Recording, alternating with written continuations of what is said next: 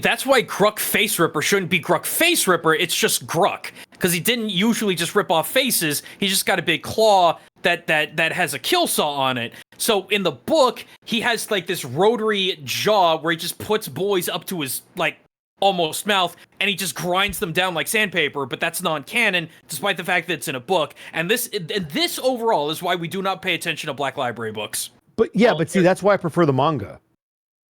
Here's the problem, wish there was a though. manga. Say his name back again. Uh-huh. Say his name back again real quick. Gruk. No, the whole thing. Gruk Face Ripper, that's the wrong name. It should just be Gruk. It should be Gruk the Scourge of Sanctus Reach. Now, if you could imagine if we could just put a G in there, the gripper, how different it would be. Face gripper. Grippa? The face gripper. The face gripper? Yes. Grabs you and grabs you and grabs you and grabs you. It just grabs and doesn't stop grabbing. Zan, don't go full Levy on me, please. It's too late. Bear, Oh, no. I'm also sad to announce I have only one more plasma grenade. Oh no! Well, I'm sad to announce there is but one. That's all right. Great effect. I think you have another Dustimmy, so it could be a plasma grenade. That's true. Wait, so are we gonna wire this Dustimmy to be a bomb? It could be. Yeah. We don't know. If she wolf will take the stimmy and I wraps it around this stick bomb, what's gonna happen then? You know what he would do? The sticky. No. He would Gross. Sorry. He would strap the two together and then throw it at ourselves, thinking that it's going to heal us. That's how it works. Yes. We are creating some art. Yeah, this is gonna be told in the annals of Warhammer fandom history. With the stimmy here. I love it. I love that people are getting in on the stimmy. Well, if you guys haven't heard, there is an animated version of the Stimmy bit from last Fool's Gelt episode. And you should check that out on the Unexpectables YouTube page, because it's great, and it was animated for the first time by Cringe Cobalt, who's working with us now, and they did an awesome job on that. It's insanely good. Yeah, so definitely check that out. Also, do us a favor, if you find something funny that we do in the game, please clip it, because that's a lot of the content that we get, and you guys are awesome. So if there's something in Fool's Gelt that you like, clip it. It could get turned into something animated, so do that. Also, welcome to Fool's Gelt. We're back. Yeah. Welcome once again to Fool's Gelt. We hope you are having a fantastic evening, and we hope you stay with us and enjoy some Rogue Trader shenanigans. But before we can get into any of that, we need to go around the horn and introduce the retinue. Starting with, as always, Gaijin Goomba. Hey everybody, Gaijin's Danger Mustard Close, Polycule. What are we up to now? I know I'm missing a few. That's pretty good. That's honestly starting to lose track. Yeah, it's just a little bit. No, I got one for him. Bit Stealer. Yeah. Bit Stealer Goombas. There we go. Oh my god. There's so much room without that H. Yeah, I know. But hey everybody, all those titles. I just got done streaming. Zito introduced me to the fact that one of my favorite games of all time has a Terminator mommy that wants your guns. So you better go level up your guns and be a good boy. I did that tonight. I'm going to probably be doing that tomorrow night, because it's giving me a reason to play the game more, which is always a good time. Okay, here we go. Gaijin Gimbal, Danger Mustard Close, Shotgun, Gamble, Glitstock, a Goomba, no H, because Connor stole it. First of his name. You forgot the Polycule, Darky. Yeah. New orc video is done. I am waiting for confirmation on some people to give me the okay to make it go live. Hey, do we have any Blood Angels fans in the house? Do you want to hear how an orc would explain what in the hell the Blood Angels are? That's gonna be the next video. After that, I'm not quite sure. However, patrons have voted the next cultural analysis video. It's going to be my top 5 to top 10 favorite stupid weapons that were used by samurai. Some of them you may have heard before. Others I know you've not heard before, because I never heard of them before. So that's just gonna be fun. It's rare I get to just talk about shit that I like without having to do a whole lot of research. So that's gonna be fun. Aside from that, I don't know what I'm gonna be streaming. There is so much in the backlog. Oh god, that's right. Steam is logged out. You know where I am and what I'm doing and all the things I'm streaming. You know what I'm all about. What else was there? Oh yeah, we did Mech Warrior. Gotta do more Speed Freaks. I gotta do more. I gotta do Mina the Hollower. I have that game. I just need to stream it. But yeah, probably more Rogue Core with Zito if I can ever pin him down for it. That's me. Right on. Up next, we have Zito. Where can they find you and what are you up to?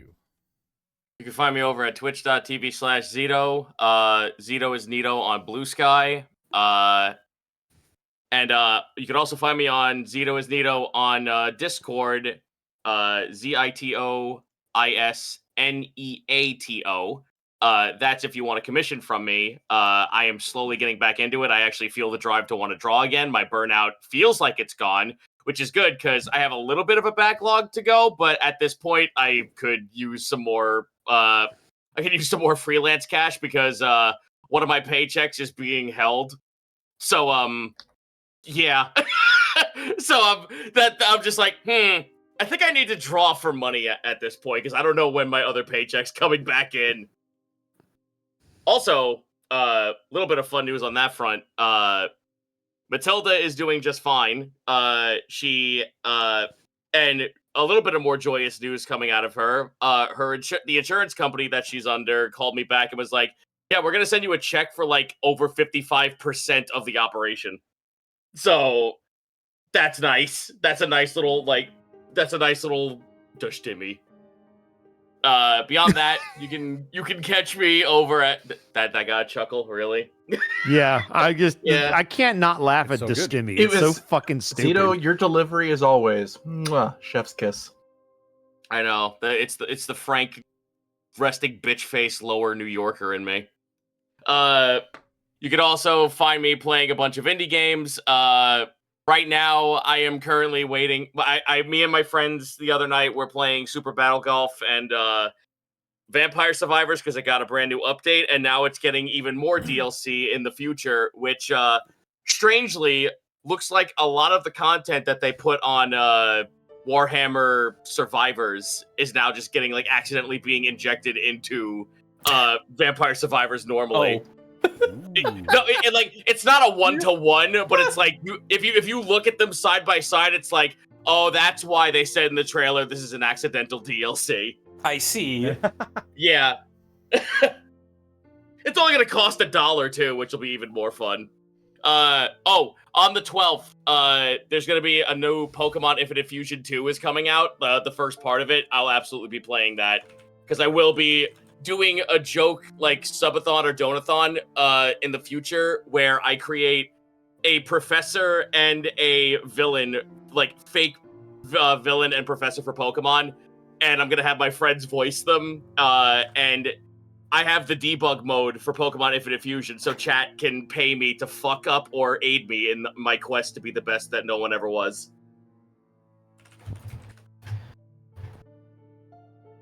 That's me. Excellent. Up next, we've got Edward Bosco. You can find me at EdBoscoVA on Instagram, Twitter, and TikTok, and right here on twitch.tv/Edward Bosco, where tomorrow will hopefully be some Baldur's Gate with Connor, Evie, and Arkov. Monday will be some Yakuza over on Connor's channel. We have delved into Infinite Wealth, and we are in Hawaii. Come check that out. It's been a lot of fun. In the evening, I will be playing some Hollow Knight. I was off last week. Dawn was busy, but we should be back at it this Monday. Tuesday will be Vecna Eve of Ruin, followed by probably some more Halo Wars. Wednesday is Unexpectables. Throwback Thursday may or may not be on. One of our members is out of town, so we will see if I'm able to throw something together. And then Friday, I will be off because this coming weekend will be an MNW pay-per-view, Breakdown 18. I'll be running that on Sunday from probably 1 to 3 or 4, depending upon how crazy it is. So yeah, no flashbang on Friday. It'll be on Sunday. And then Saturday, I'll be off because we have no Fool's Gelt. So that's my off day. Please leave me alone. And I'll be here during the halftime show to continue to take more of your bad sports takes. Because that seems to be a thing today. Go Steelers. That's not a bad sports take. All right. And, of course, we have our GM extraordinaire for the evening, Xanalis Grim. Hi, that's me. You can catch me over on my stream channel. That's the one. Twitch.tv/AnalystGrim at around 2:30 or 3 p.m. PST on Monday. We're playing some more Remnant 2 with Arcov and Level 1 Eevee. Then on Tuesday, Twitch.tv/Distortion Devil. We got some more Vecna Eve of Ruin. And then on Thursday, Twitch.tv/Montiglu at 7 p.m. PST. We have some more Dungeon of the Mad Mage. I believe it's the last episode. TM. We'll see. So come on over for that. But aside from that, I might be doing some other stuff to pick up the slack for a lot of stuff being postponed or kind of stopped for the time being. But you can see what I'm up to, and when I'm up to it, I post all that over my Blue Sky. It's Analyst Grim. That's me. Alrighty. And I suppose that just leaves me. They can find me on Twitter, Twitch, YouTube, Tumblr, and Blue Sky at Distortion Devil. You can find all of my TTRPG content over at youtube.com/DevilsAndDiceRolls or patreon.com/DevilsAndDiceRolls if you feel like throwing me a couple of bucks to continue helping the creative process while I make videos. Speaking of videos, I just finished on Tuesday the Getting Immersed video. That's right. If you ever wanted to hear my thoughts and opinions about immersion in TTRPGs, using a few anecdotes from a few favorite games of mine, including Fallout 3 and Space Station 14, then check on over the Patreon, where all tiers have access to it early until Tuesday, in which it'll be available for everyone over at youtube.com/DevilsAndDiceRolls. And then I'll get to work on the next video, which, if you saw the video already, you already know the topic of the next video. Discover it for yourself. Other than that, streaming every day except Wednesday and Saturday. That's me. And this episode of Fool's Gelt was brought to you in part by Die Hard Dice. Die Hard Dice! I'm a bit quiet compared to the others. Again? Excellent. I love audio. Welcome to my issues. fucking life. I love when OBS tells you that you're fine and then you're not. Bosco voice. Damn. Well, anyway, Die Hard Dice is your one-stop shop for dice and dice accessories. And if you head on over to dieharddice.com, you can use the code Unexpectables, where you can save 10% when you shop online. As well, check out the Lies Aspect Dice, the official collaboration between the Unexpectables and Die Hard Dice. It comes with a nifty little Sweet Dragon emblazoned dice bag that, if you bring that to us at a convention, we'll sign it. That's right, we'll sign your sack. And such conventions such as Anime Detour 2027. That's right. The Unexpectables will be appearing next year in Minneapolis, Minnesota. So be sure and save the date. And if you haven't registered already, you can use the code WARK27 and you can save a little bit of money when you register. As well, it'll let the convention heads know that we're the ones that sent you.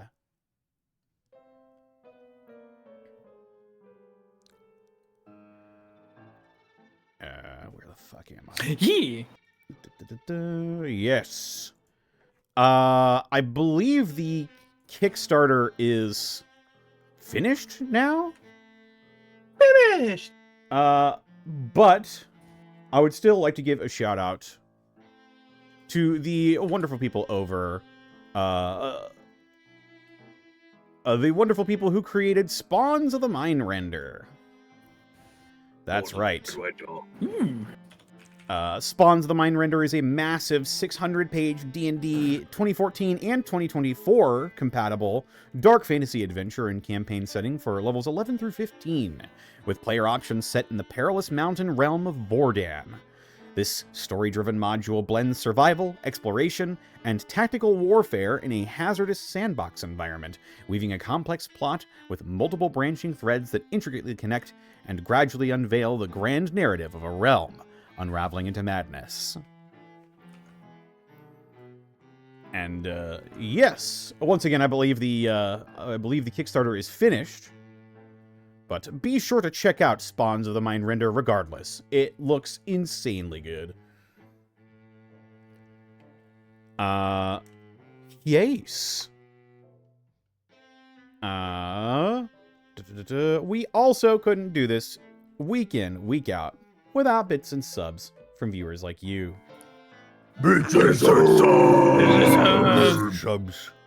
Subs! Strongbrush, thank you for the year of subbing. After 4 years of mandatory overtime, this morning I needed this today. Thanks for a full year's worth of hype and laughter. Ugh. Mandatory Oh my overtime. gosh, get some rest, please. Definitely. Kick back, relax, and I hope you enjoy. DRK Gannon, thank you for the Prime sub for 68 months, almost. Timitor, thank you for the 67 months. Russian Drunk 49, thank you for the Prime sub. Bull Honkinator, thank you for the 18 months. Fool's Gelt. Oh, we'll Gelt, all right. Danny Boy, thank you for the 49 months. Wah. Wah. Wow, Yeah. come on now. Wah. Wah. Whoa. Wah. It was a very corporate wah there, Connor. Whoa. We need you to come in on Saturdays. I need those TPS reports on my desk by the end of the day. You what? Jim Brower, thank you for the 3 months of Prime. Freedom! Cuban Dragon, thank you for the 60 months. Dark E Arts, thank you for the 74 months. Wazza.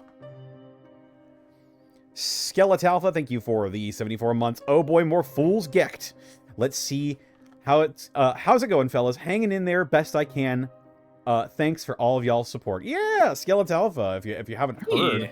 I believe the if the details are like public knowledge, I don't want to say too Well, much. Skelet actually Oh, he is. said it in my chat, so yeah. They're Yeah, no, recovering it's- successfully. Yes. Yeah. Let's go! Recovering successfully, taking a few days of rest, but he's getting back to it. The doctor said that everything was looking pretty okay. So best Yes. possible outcome is what we're looking at? Yep, we're looking at best possible outcome. Let's go! Success. Ah, excellent. Finally, some fucking good news. Indeed. Sugar-free Bandito, thank you for the 34 months. Bosco, I was able to try deep dish pizza for the first time today. Since cheese is the most important topping for pizza, I highly approve. Hell yeah! You should tell me what spot you went to. I'm curious, because it's not all the same. Man, I could go for a fucking Chicago style. You and me both. Also, highly recommend you try tavern style. Very different than deep dish, but also a Chicago tradition with pizza. Yeah, Midwestern. Yeah. Captain of the VOD Squad, thank you for the 169 bits. Whoa. Nice. Yes. Defective Sheep, thank you for the 500 bits. Here's 500 bits for Zan to make one of their Blood Axe commandos actually be an Alpha Legion Marine in disguise. Whoa. Damn. Hey, what's up? It's me, an orc. Imperial Defense Codes. that's- Wah. We found one. That motherfucker who said the corporate wah. He's blending in. Oh, shit. Oh, Zog. Zug. Wrong one! Those other orcs. Captain of the Me VOD not that Squad. kind of orc. Me I mean, not kind of that orc. Captain of the VOD Squad, thank you for the additional 21 bits. Messenger of Chaos, thank you for the 5 subs gifted to the community. Lunar Hawk, thank you for the 10 months. Seth King, thank you for the 1,000 bits. Love you guys. I would love to see you do a Star Wars RPG. Ooh. Oh, don't get Zan started, and don't get me started. I would fucking love that. Give me some KOTOR D&D. Misa get you. You better run. Yeah, we all play Gungans. It's true. Yep, that's me. No, I want to make a Watto, whatever the hell he is. Darian pushes up glasses. Lisa gonna fucking die. Roll a D10, Andy. Why is he Critical success, Andy. Zeno, why is he constantly trying to take a shit? That's what they sound like. It's all the water pressure. You understand. No, listen, it's just Mr. Crab, except not, like Sailor. No, I So like this is mine gonna better. This is going to tangent us further, but do any of you remember? It's one of the last games that LucasArts actually made. The Connect game that was the Star Wars dance game, my like God. Dance Dance Oh, Revolution. yeah. Bosco. No, continue, Connor. Wow. Wow. How are you going to know about Star Wars tangent? Get the fuck out of here. Damn. Ugh. Bull Honkinator, thank you for the 100 bits. I just checked IMDb and it said no, but Bosco, were you the voice of the Brim Hat Git in the latest episode of Witch Hat Atelier? No, that is probably not me, because I don't know what the hell that is. Just popping up everywhere. Well, no, that's not me. I don't think that's me. So definitely not there. Ghosts. Oh, somebody's stealing my voice. Falsehoods. Spawner of Big Sad, thank you for the 100 bits. I just finished a 40k match. Now watching this before more 40k. Excellent. Yahoo. Welcome in. Hell yeah. Oh, that reminds me. I did my first game of 7th edition yesterday. I won by doing nothing because I brought 160 boys. 7th edition. Good memories. Yeah. Yeah. Somebody in chat immediately. 7th. Yeah, 7. We're up to Instant 11. We're at You can 7-11. play any edition. You can play any edition you want. That's true. You can. That's true. That's like someone finding out that iOS is more than like 5 or 6. I'm still using XP. Messenger of Chaos, thank you for the additional 100 bits. 3 woes in the chat for the Skelly boy. Whoop. Whoa.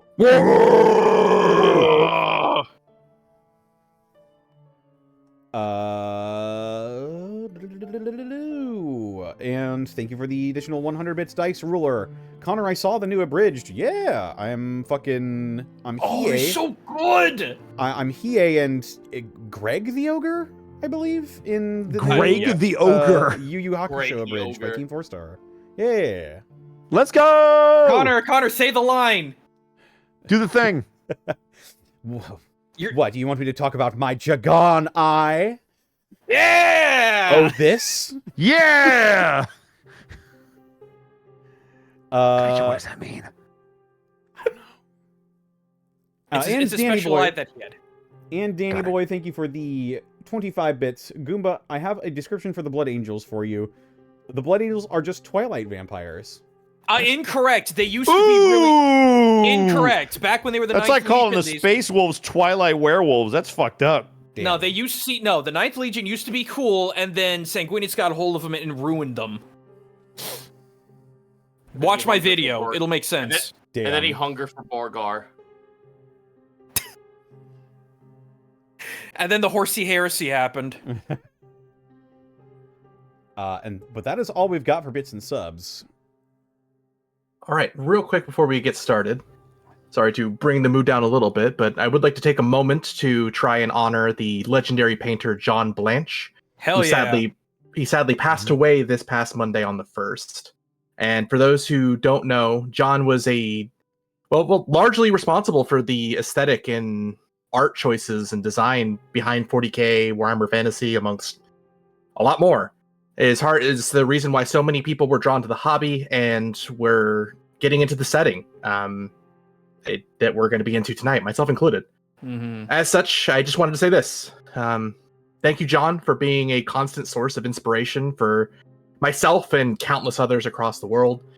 Thank you for bringing your brand of, quote, crazy weirdness into 40k for giving us an unbelievably vibrant and exciting world to play in. The world is a bit more grimdark without your light in it, but perhaps that is just the way you would have liked it. Some 40,000 years or so from the future, or in the future from now, way up high in the Himalayan mountains where the Imperial Palace resides, the Bell of Lost Souls surely rings loudly for a man who inspired millions. May you rest in peace. And with that, players, are we ready? Let's do Ready. it. And as per usual now, we're going to start off with a captain's log. So whenever you're ready, Lupus, take it away. All right, let me just find this.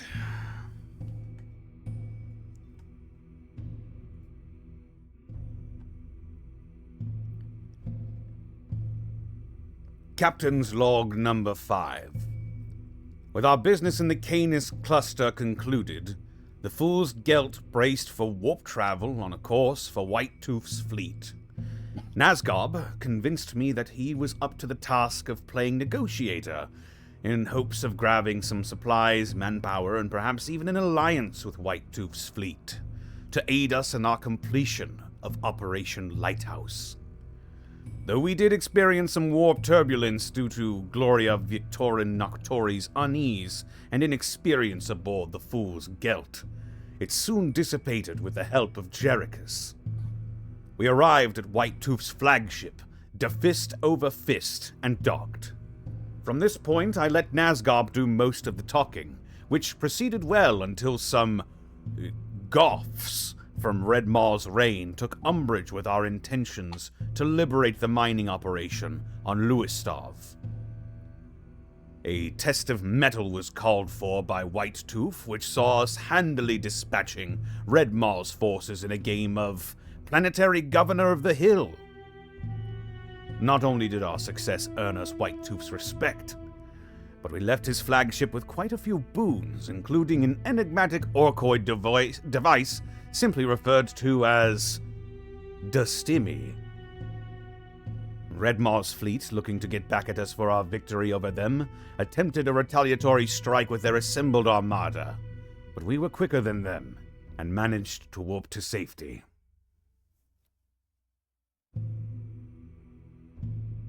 All right.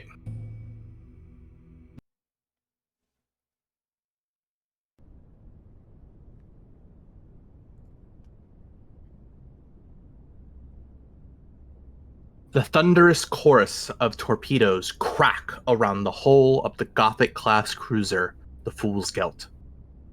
The massive ship that houses the near 95,000 souls aboard plunges into the fathomless dimension of the Immaterium, also called the Warp.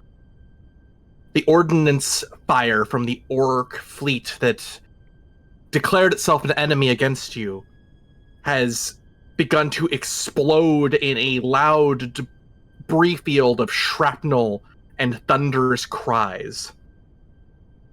But now, as you enter the warp proper, it is becoming more and more of a distant and drowned whisper. The endless energies of the warp then swallow the ship whole. The Materium, or real space, is now closed to them. You have escaped the Orcs' fleet to fight for another day. Your shield, also called a Geller field, defends the ship from the terrors of this alternate and formless reality that you now find yourselves in. It still holds, though it is tested by virtue of your emergency jump into the warp. Yet as the retinue retakes their positions back aboard the command bridge of the Fool's Guild, only time will tell how long this safety will last. First Officer Barnabas Buchanan salutes you before stating out loud, "My Lord Captain, I took the liberty of responding to a hail from the explorator fleet Raurum. They indicated that there is a lurking Drukhari presence in the Kamor system. The Drukhari cruiser, the Lamentful Cries, appears to be one of the vessels identified near Kamor. The explorator fleet indicated that they would be willing to give us some telemetry upon our arrival in the system if we wish, but that they will not remain in the Kamor system for too much longer.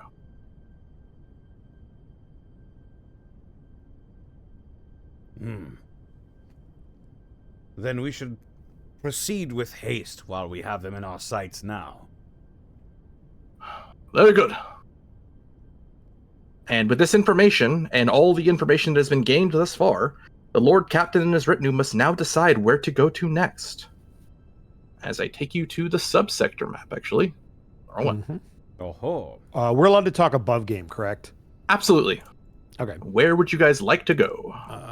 Our plan was... Where the fuck is that planet? We already did Hosty. We did... I could have sworn there was... Oh, Kaymore. Thank you. Who's ever pinging it? Yeah.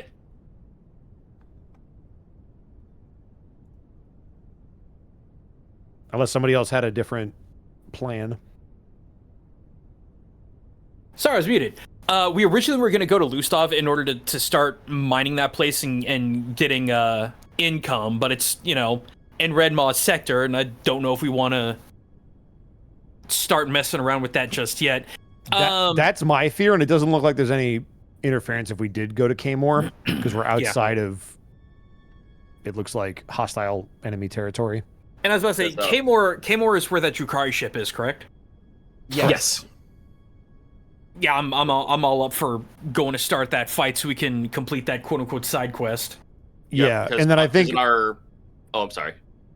Oh, I was going to say, and then from there, we could technically cut across to the, I'm going to call the left-hand side of the map west, from Kaymore to, is that Zorgul? Zorgul. Yeah, because we can go straight across and then down, so that way we spend less time in Red Maw's territory.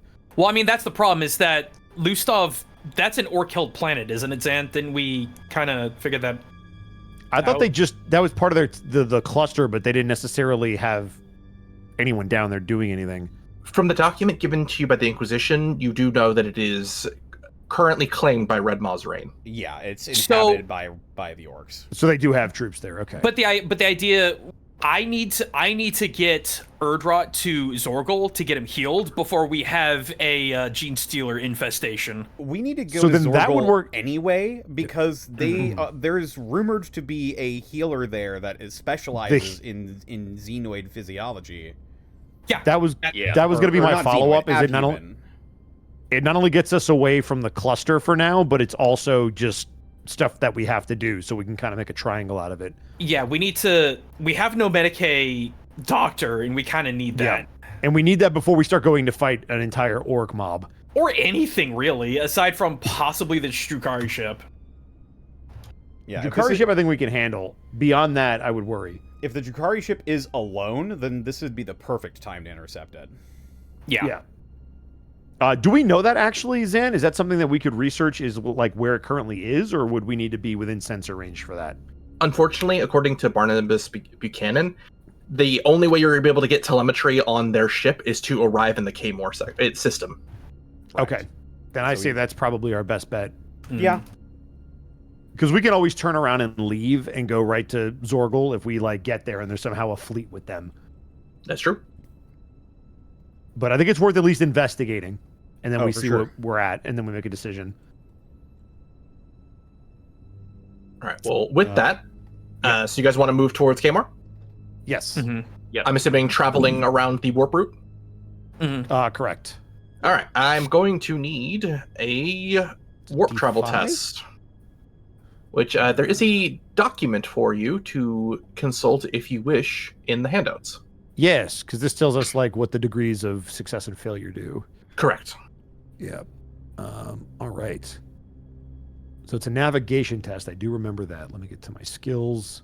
The navigation test would actually be from your navigator specifically, which is plugged into the Fool's Guild character sheet. It'll be in the Oh, so I don't have to make this roll anymore. Okay. No. Okay. You're making pilot tests. Your Yeah. navigator's making the navigation tests. Got it. Yep, And I then see it. So they, yeah. And then we utilize the modifiers for successful warp travel, correct? Correct. Okay. Excuse me. All right. Well, I guess All right. hit it whenever you're ready. All right, I'll go ahead and roll it. Fuck it. I got the sheet open.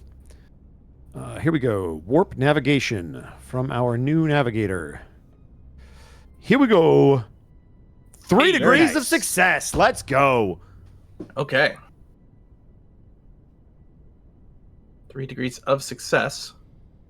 That So it'd be is 15 minus 15. Yeah, minus 15 from the die roll specifically. Yeah. You also have minus 10 from it being a known travel route, but you unfortunately have a plus 20 for it being an emergency jump that you just made. Got it. Okay. So it's a total That's of a lot minus that 5. negated. Okay. So minus 5 would put us at 20, which puts us between the 16 and 35 on the table, if that's what we're looking at. Is there a command roll I could do to try and improve this at all, or is that not a thing?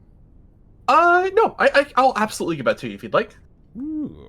You'll just have to come up with something you say to the navigator.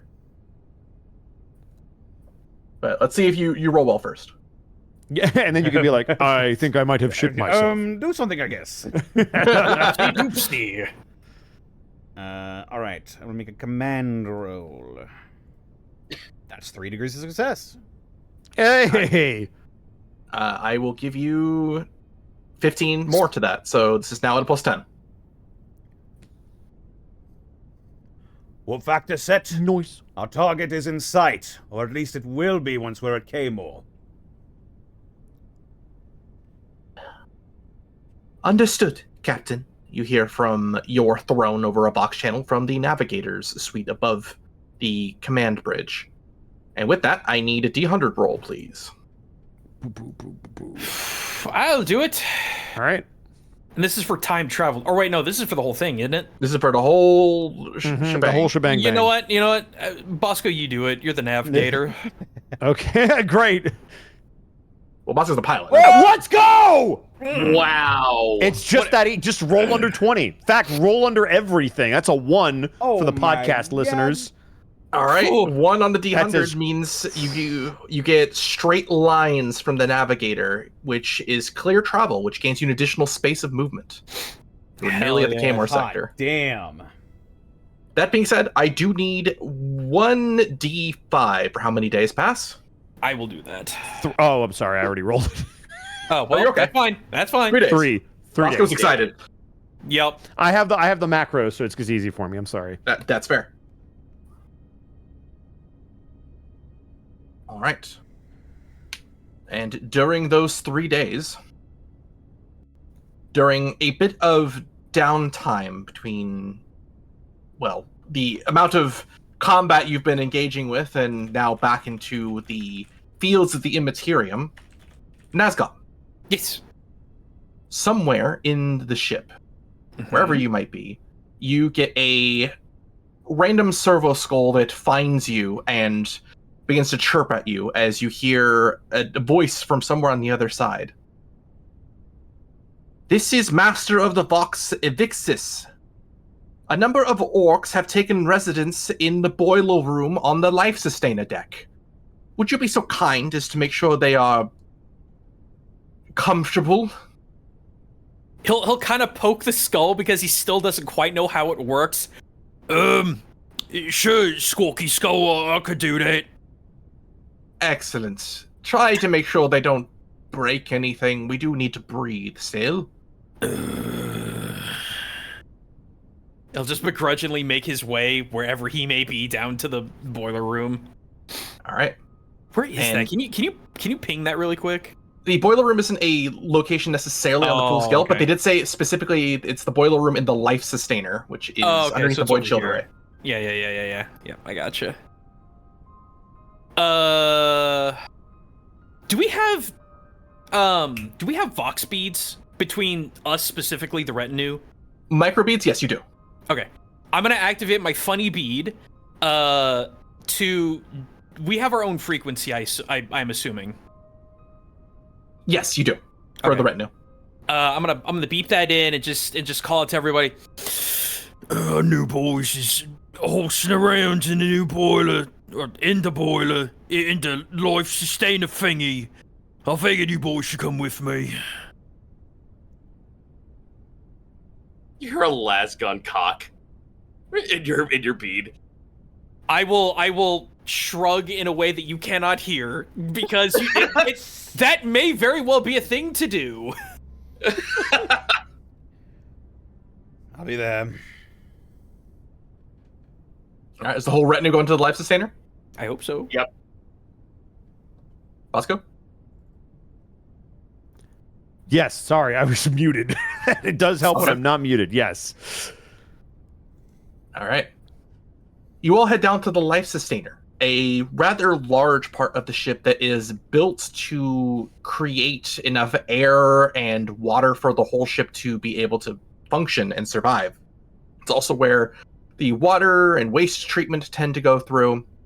But aside from a seemingly endless sea of servitors and servo skulls and occasionally tech priests, you are guided down this long labyrinth of halls until finally you reach a room deep and dark within this corridor referred to as the boiler room.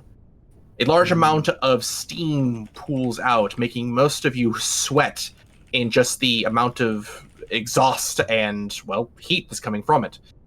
And as the doors slightly slide open, I need everyone to give me awareness visuals, please. All right. Awareness. Holt, you will get a plus 20 to this. Oh shit. Got it, Holt. All right, shit. Awareness being a skill. Yep. I had 4 degrees of success. I had the Fool's Oh, Guild I'm blind. tab open, and it was all zeros, and I was like, oh no. The Fool's Gelt is aware. It is very aware. How? Damn. I failed. Damn, just barely. I'll pass. I'll take it. All right. Jerichus, you feel something looking towards you, but you do not react in time. As Lupus, you see a stick flying towards you. Do you block it? I see a stick. Yes. I mean, yeah, I block it. And as you very quickly block it with your much more trained and honed reflexes, you hear aloud from the dark a number of low giggles before the silhouettes of a number of orc commandos make themselves present to you. You see their knob, stabber to eye stabber, take a few steps forward. Oh, that was a big sticky bomb. You'd be dead. Oi, Stabber, what you doing down here with the boys? We had to find a place to rest our heads. And by that I mean hone our craft.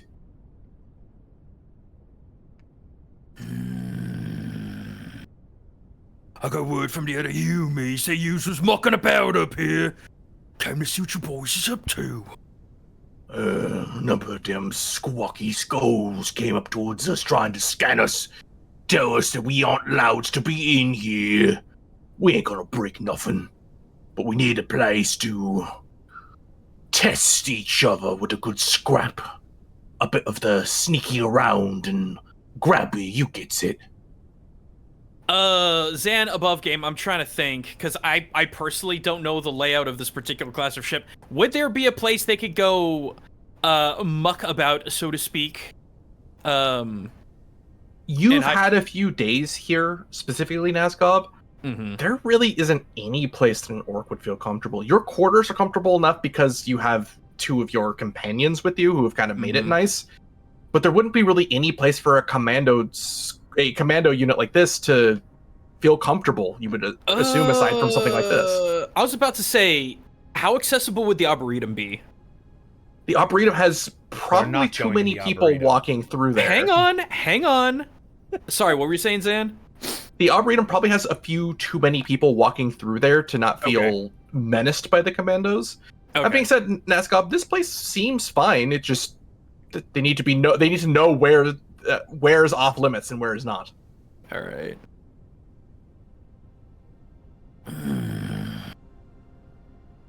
Hear me, boss. What do you think about it? You think Dace is okay being here? Is there no alternative? Nowhere else on the ship that they would feel comfortable? Well, my immediately thinking was the Arboretum, because there's all kinds of places they could hide, like They're not going to the trees and Arboretum. bushes. Well, then hear me, boss. Then we got some problem now, don't we? This is the only other place? We scouted out a few other places, but this place seemed nice. The auxiliary plasma banks, I think that Ayumi's call it, was louder than I'd like, but it's got plenty of hidey spots. Other than that, it'd be the lower decks, but it would take us longer to respond to a threat if it came onto the ship. That is a fair point. Lupus will sheathe his power sword, and he'll think about it for a moment. Very well. But you must stay true to your word. Do not damage anything aboard my ship, or you will be answering to me. You're the boss. We get it. Plenty of room here at least to sneak and skulk. We do need lots of food, though. I will have some sent up for you. Prefer to hunt, but I guess that'll work. Don't you boys worry none. As soon as we find a place to sit down and stretch our legs, so to speak, I can't see any reason why you can't go exploring some of these new planets that we just going to. Maybes, but we's better at fighting on ships in tight spaces, yeah. Speaking of, you boys need any gear? We got plenty of it. As if you look towards the Fool's Gelt crew roster that I sent all of you, you'll actually see a list of what all of the commandos have, if you were interested. Sure. Where's that at? The, I will repost the link for you. I am so sorry. You are quite alright. Cool. How dare you? Oh. How dare you! There you go. Oh, good lord. Ah, yes, I remember this. I should probably copy this down. Yeah, I should too. The obsidian vault grows. It does. It continues. It only ever grows.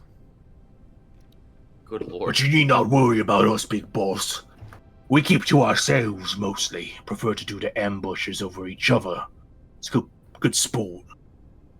But just let us know if you need anybody crumped for good. We'll snick or smack them for you, boss. Promise you that. That's what I like to hear. Oh, it's good to have boys on board. Real boys. I just kind of punch him in the arm playfully. Yeah, they punch back. It just as hard. Good. As you then see a sort of like a wave of people with their arms in an arena. The boys just start punching each other in the shoulder, kind of in rhythmic succession. Hey, if you boys wants to have a good scrap and just have a good time, go talk to them big boy Ugrins. Days is pretty fun. I'm trying to find their names. They're buried in my notes. Good point. Oh, there we go. Look, ask for chock bash and ribs. Sounds tasty. Hey, they ain't for eating. We need them. We need bigger boys, you know. Well, I get it. You and me ships work different.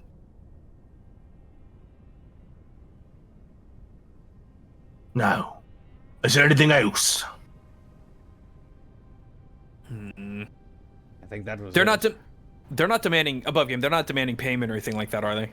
Nope. Okay. At least not yet. So wait, at the very bottom here, okay, so we've got the Knob Breacher Boys, Burner Boys. Oh, so they all have different weapons. Okay. Man, I don't want that rocket launcher. Give me that. Hey, give me that. Zan, above game, is there any method of, I hate to say it, but freaking online purchasing and shipping to the ship? Or do we need to do all purchases in person? If the subsector was more controlled, getting Imperium weapons would be easy. If the connections to White Tooth's fleet are more solidified and they do become an ally, that also will become an accessible thing for you to do specifically with Orcish weapons and technology. Okay. But for now, it is not the thing. Okay. We need Orc Amazon Prime. Yeah, for real. I mean, okay, Zito, you did the test roll with the big shooter. You saw what you were able to do with that thing. Yes, sir. Even if it is unreliable. as all of you see the commandos disappear back into the shadows of the boiler room, as you hear what sounds like melee combat ensuing somewhere deep within this darkened room. I Excellent. officially hide the purple paint. You see and hear Urdrot kind of appear from their hiding spot behind you, Nazgob. Mm-hmm. Hey, right. It's nice to have boys around. Ain't it though? Oh, by the way, once we get done crumping these here sporkies, we're gonna make our way to the other planet and get whatever them gribblies put inside you out. Maybe even get that duck on board too. Oh, that'd be nice. For now, you just... Oh, go ahead.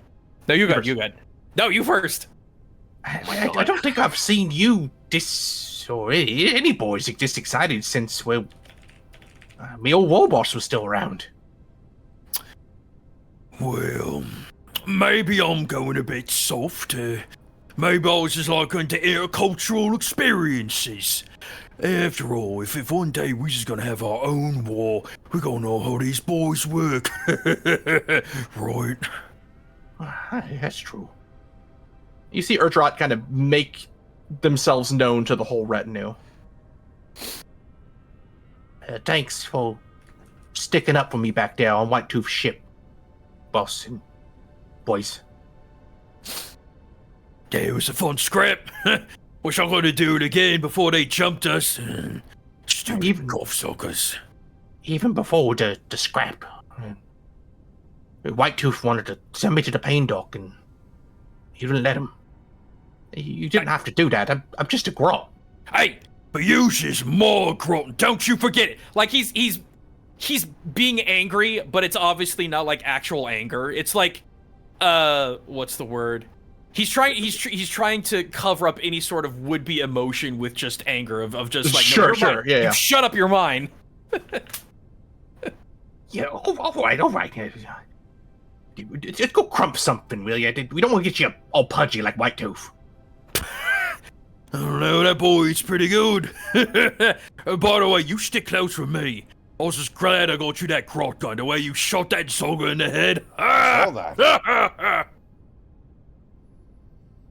Yes, I will say, believe it or not, you are still a member of this crew.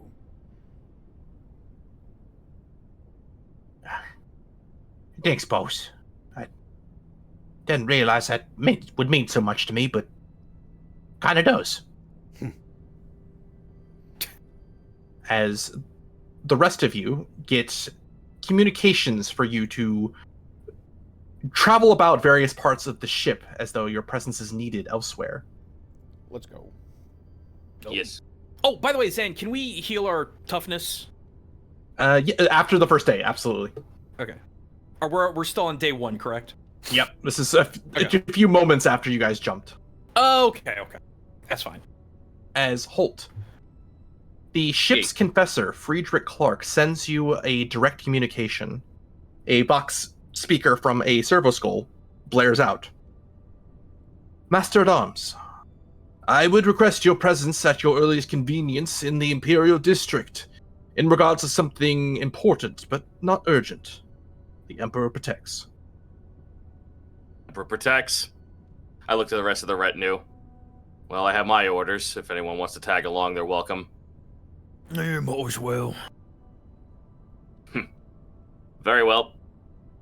Let's be off. And I head over. All right. Follow them. Might as well. Well, as for you, Captain, you get an urgent Oh, you get a urgent communication to meet at the Arboretum to meet with the various clankin. Ah, it appears I will have to miss this particular meeting. I'm needed in the Arboretum. There's a And part of me. I'm sorry, just really quick. There's a part of me that kind of like is laughing at the idea that like now there's just a hidden orc commando everywhere, just like a Where's Waldo scenario of just like a commando just in the background of every part of the ship. As Jerichus, you get a communication to meet in the officer's deck to converse and schedule a few training sessions with the helmsman. It appears I am needed elsewhere as well. I wish you the best of luck, Holt. I'm sure you'll keep us abreast of your findings. Oh, of course. Jyrkis will take his leave. And as you separate, walking down the flak turrets of the Fool's Gelt, you see the large hallways that stretch seemingly ever on past where the eye can fully see. And as you're moving towards and past the fire hall, Nazgob, you see a few familiar-looking Ulgrin appear, wearing what appears to be firefighting gear after a long session of training to put out fires on the ship. One of them walks up to you and punches you in the shoulder as you did them. Punch him back and smile. Hey, we ain't had a good fight in a while. A few of the boys were planning on doing some boxing and some wrestling. You want to come join us? Cracks knuckles. As you see a large gymnasium in the fire hall with a number of Ulgrin in various states of getting ready to have a good scrap. Excellent. Just doing sumo in the fucking life sustainer. Probably. Yeah. Hajime. Point. Oh God. Oh, Jamie. Fucking Oh, dude, Skoy. speaking Japanese in an orc accent, incredible. I did a whole video doing that, Bosco. Did you forget? I didn't see it, but that's incredible. Like, that's amazing. Like you As get a- start. Oh God. Are you gonna say anything to Hold as you separate? Nah, we got bead comms. I'm a very simple boy. I hear scrap and I Hold. click. One moment, Nazgob is behind you. Another moment, he is gone. I just shrug and I just keep going. I think I know The where we fucker went had off purple to. paint on him. And as you keep walking down the various hallways, you again see a large amount of abhumans, the most collection of abhumans you've ever seen anywhere, now that you might think about it, Holt. But there's something that is disheartening. A large number of people seemingly not at their posts. You see people in various states of feverish-like conditions as the plague that was brought aboard the ship seems to be ravaging through the Fool's Gelt. Ooh. All right. Yeah, we really need that Medicaid. How, like, does this look like it's spreading further and further down the flak turrets? It looks like the flak turrets is well maintained. It seems like from what you've seen as you're traveling through the flak turrets, the militia that are acting sort of like medics the best they can are trying to quarantine the areas. From what you've seen in various indications on the command bridge, they've isolated for the most part, but the people who are affected are mostly in the clankin quarters, and most of it is locked down. However, a majority of the people who live on the ship live in the clankin quarters. Right. How bad is that gonna, like, stub us in the toe ship-wise? Unfortunately, at present time, you don't know. The ship is working and operating still nominally, and if the ship is under emergency, these sick people can work. They just shouldn't until they recover. Right.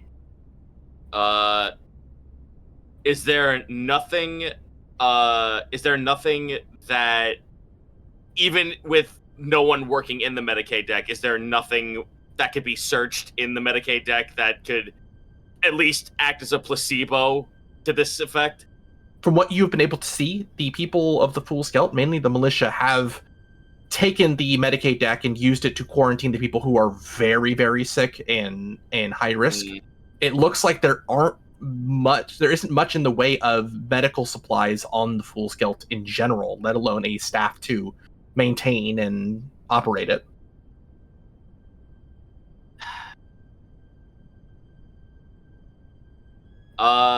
I guess I'm going to take the time to speak to as many people who are in the near this district who are within fit condition to at least warn them of the possible incoming like skirmish with the Drukhari.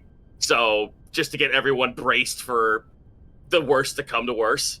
That makes sense. Go ahead and give me a fellowship, and I'm going to give you a plus 20 on this, given all the things that have happened recently, and the fact that you're an abhuman speaking to abhumans. Alrighty. That is fellowship. Oh, that's the Fool's Gelt, not me. Fellowship plus 20, you said? Yes. Okay, here I go. Oh wow, 2 degrees of success. My worst 2 degrees of stat. success. All right. Nice. How that will pay off, you do not quite know yet, but I have marked it down. As you do see Excellent. an open door and corridor into the Imperial District, where your supposed meeting with this ship's confessor, Friedrich Clark, awaits. I stand at the door. Is there a servo skull or something I could hail Vox? Well, as you look inside the Imperial District, you see a set of large shrines, what looks like memorial graveyards also placed to house saints' bones and the like. But you also see a rather large cathedral at the very end where you assume a number of rituals and services are conducted.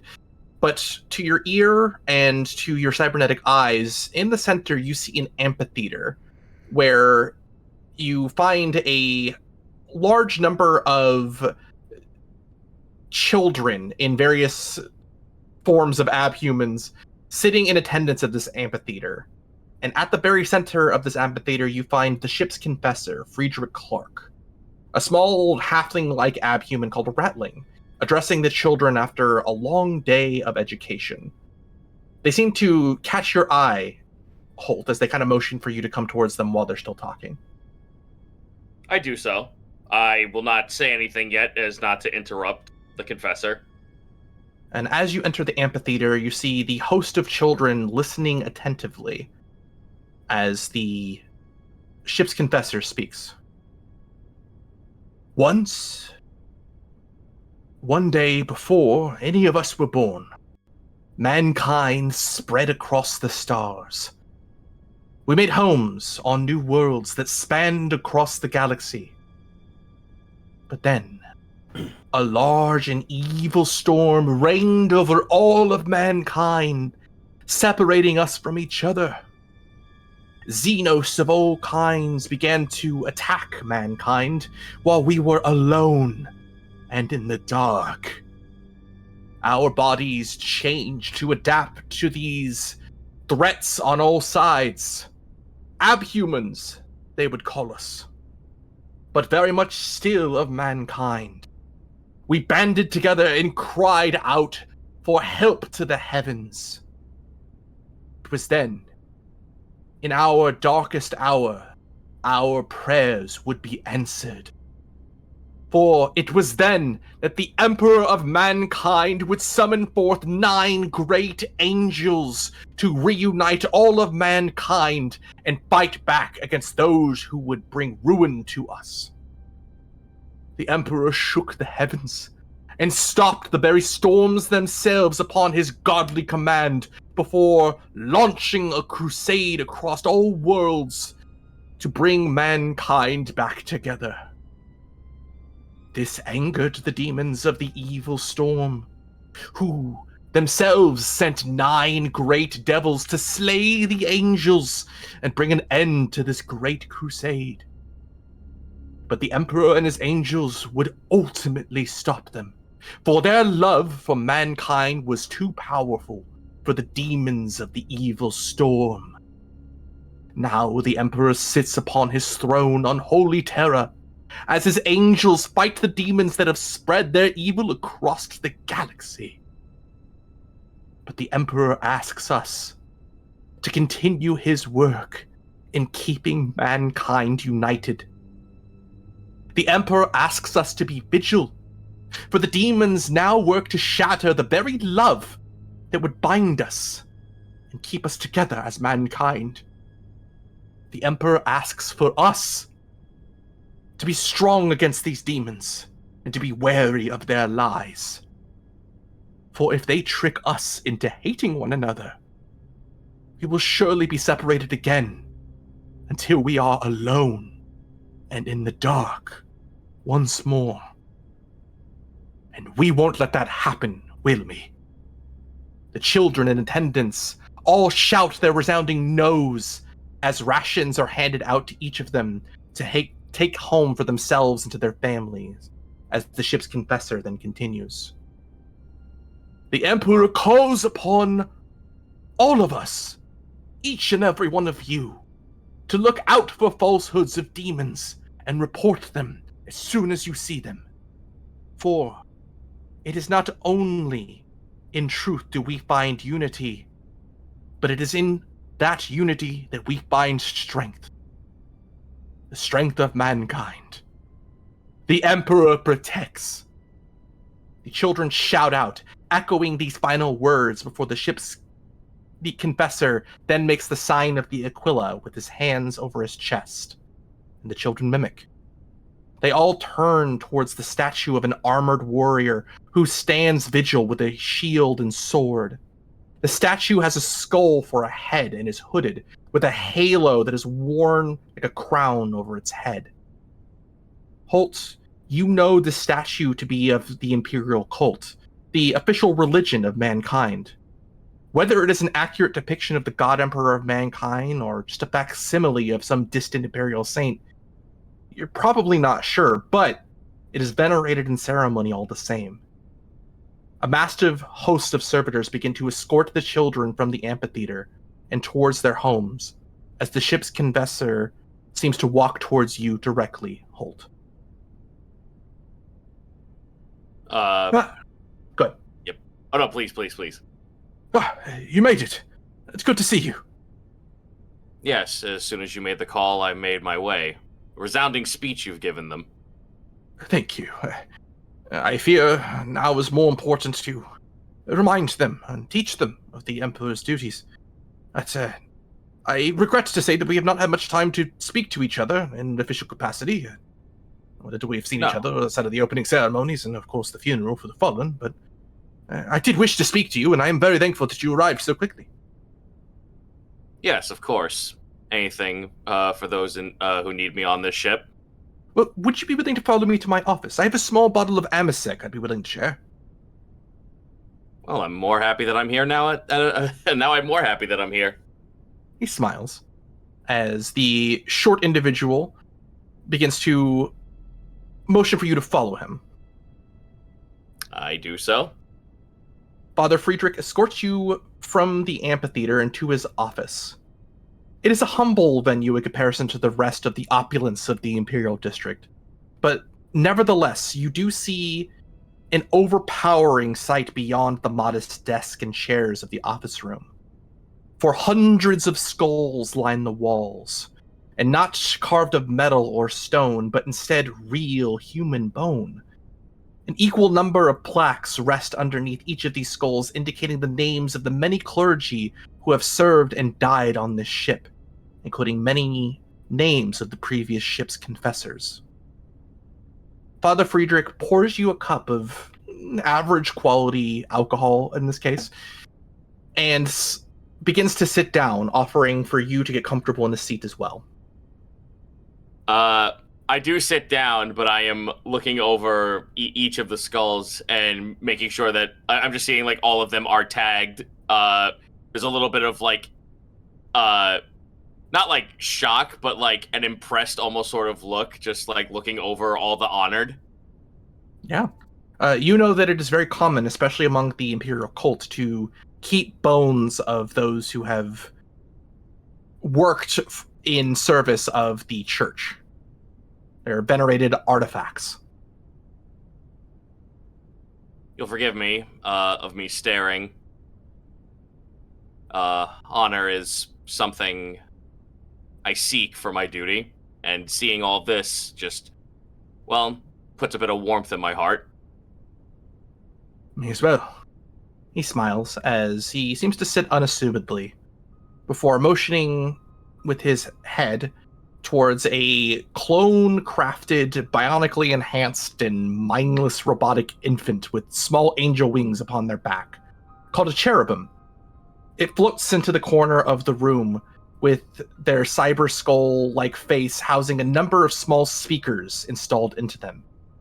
It gets to play a small sequence of hymns in the background as Father Friedrich removes his priestly hat of office.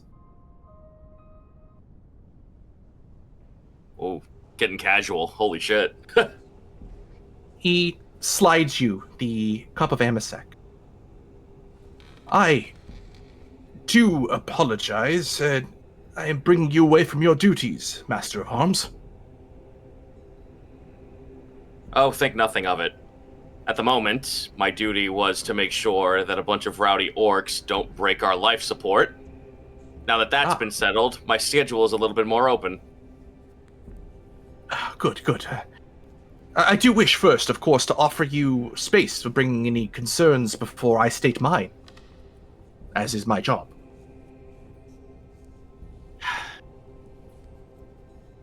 None so much as a concern as it is the disease. It's just... seeing all the people outside being sick. I just wish that once we're done with all of this Drukhari nonsense we're about to fly into, that we can find medicine and a Medicae for these people quickly. Indeed. Unfortunately, that is the case when bringing on so much crew at one time. Normally, the fully functioning Medicaid deck would inoculate the new individuals to sedate any bacteria they would bring aboard, but that's not possible. I suppose the spread of whatever germs they were bringing with them would spread. Well, hopefully, when we head to Zorgul, we'll be able to find someone who can not only just facilitate humans, but basically anyone. Indeed. That does, in part, bring up my first concern, if I can speak to you candidly, Master of Arms. By all means. Well, I fear I do not have a lot of information on the Lord Captain. Now, I fear, again, that I must inquire thusly. Is the Lord Captain a pious man?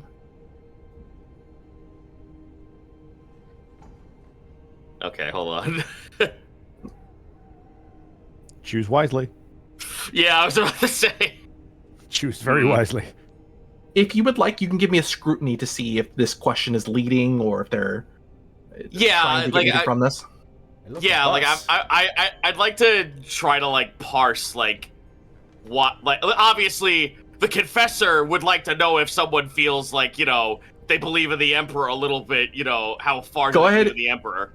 They seem to be open to this communication, and they seem to be trying to be vulnerable and not putting on airs like many nobility tend to do.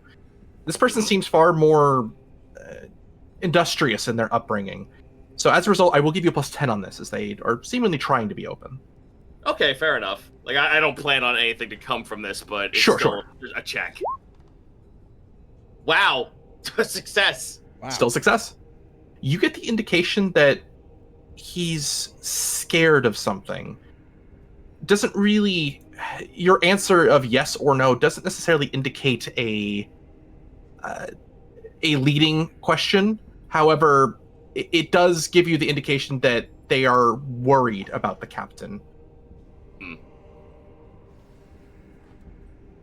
In my travels with him, we have seen many of the cursed symbols out and about. And the first thing that leaves his words are, destroy them with utter revulsion. I don't know if the captain is a completely pious man, but there is the Emperor's light in him. That is genuinely a relief to hear. I don't wish to bother the Lord Captain with these perhaps trivial concerns, but... Well, the previous Lord Captain was, let's respectfully say, more dogmatic with his religious views, especially with concerns to mutants, as many deemed to call us abhumans. He was, let's say, strict with us, and I was hoping to get a better understanding of how to help guide the ship's expectations of our new Lord Captain. I wish to be clear, first of all. No one has stated any concerns of our Lord Captain's care for the crew. That much has been very evident, especially with the funeral. However, people are naturally and perhaps understandably cautious with everything that has already transpired, and now with more Xenos aboard. Hopefully you understand. I take a sip of my drink, I put it down on the table, and I kind of sit up straight. Your fears are valid. When I was brought on for this mission, I thought I was going to my grave. I thought my service to the Emperor was done and done. And throughout all that has transpired so far, and my service to the ship, while there was a minor concern at first, seeing the man work and seeing the company we keep, my fears are far less than they were before. To the point where I can safely say to the abhumans of this ship that they can put their trust in this man. Once again, you've put a lot of worry upon my mind at ease. If I may ask another question of you, how do you feel about the Xenos aboard?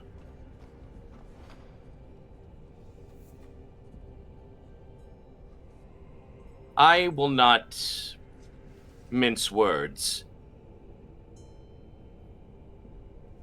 There is a particular sect of Xenos that flare anger in my body. And so far, we have not come across them. We will be nearing them soon. They've destroyed my homeworld and put me in a position where I must now serve under the eye of the Inquisition. But those that have been brought on and those that I have seen so far, I have no ill will towards any of the orcs or the abhumans that have been brought onto this ship. After your speech, I can absolutely believe in you that we are not seen as abhuman so much as others would think, but we are merely human. With extra steps. Indeed. Many sects of the Imperial cult hold themselves true to the hammer of the Imperial creed. Suffer not the mutant, the heretic, the Xeno. But things are more complicated out here. That being said, I will not cast suspicion, given the fact that the Xenos brought aboard have the direct sanction of the Inquisition. And the Inquisition answers only to the God Emperor himself. Who am I to question their wisdom? Still. You came to me with question. Indeed. I wanted your thoughts and feelings on it. I feel that speaking to one of the Lord Captain's retinue would better help me understand what exactly we're getting ourselves into. I can tell you what I'm hoping that we are getting ourselves into, though it is quite selfish of me to believe that saying this out loud makes it feel like I am pushing everyone onto the ship into some form of revenge trip. But that is merely my thoughts and not the captain's. And what would that be? Let me get back to the map real quick so I get this correctly. Oh, sure. Yeah, let me move you real quick.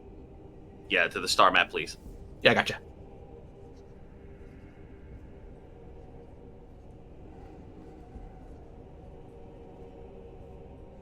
I want the Drukhari driven out of Cape Cornu.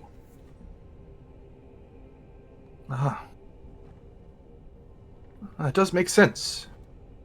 The wisdom of the Inquisition still rings true.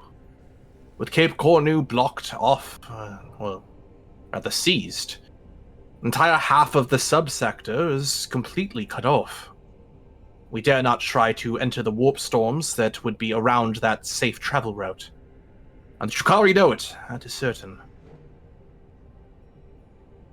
Well, I'm certain that everyone aboard, and I speak for them in this case, is diligent and ready to serve in whatever capacity.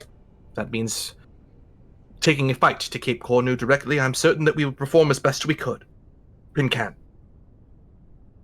I thank you for taking time to see me and for answering these questions.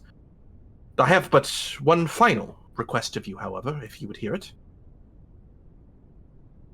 He just takes the cup and swigs down the rest of it. All right, very well. The Lord Captain seems to be a man of action, preferring to lead from the front. Such a measure is a noble one, of course. However, it can often also lead one blind to what might be lurking behind them. You seem to be the vigilant sort.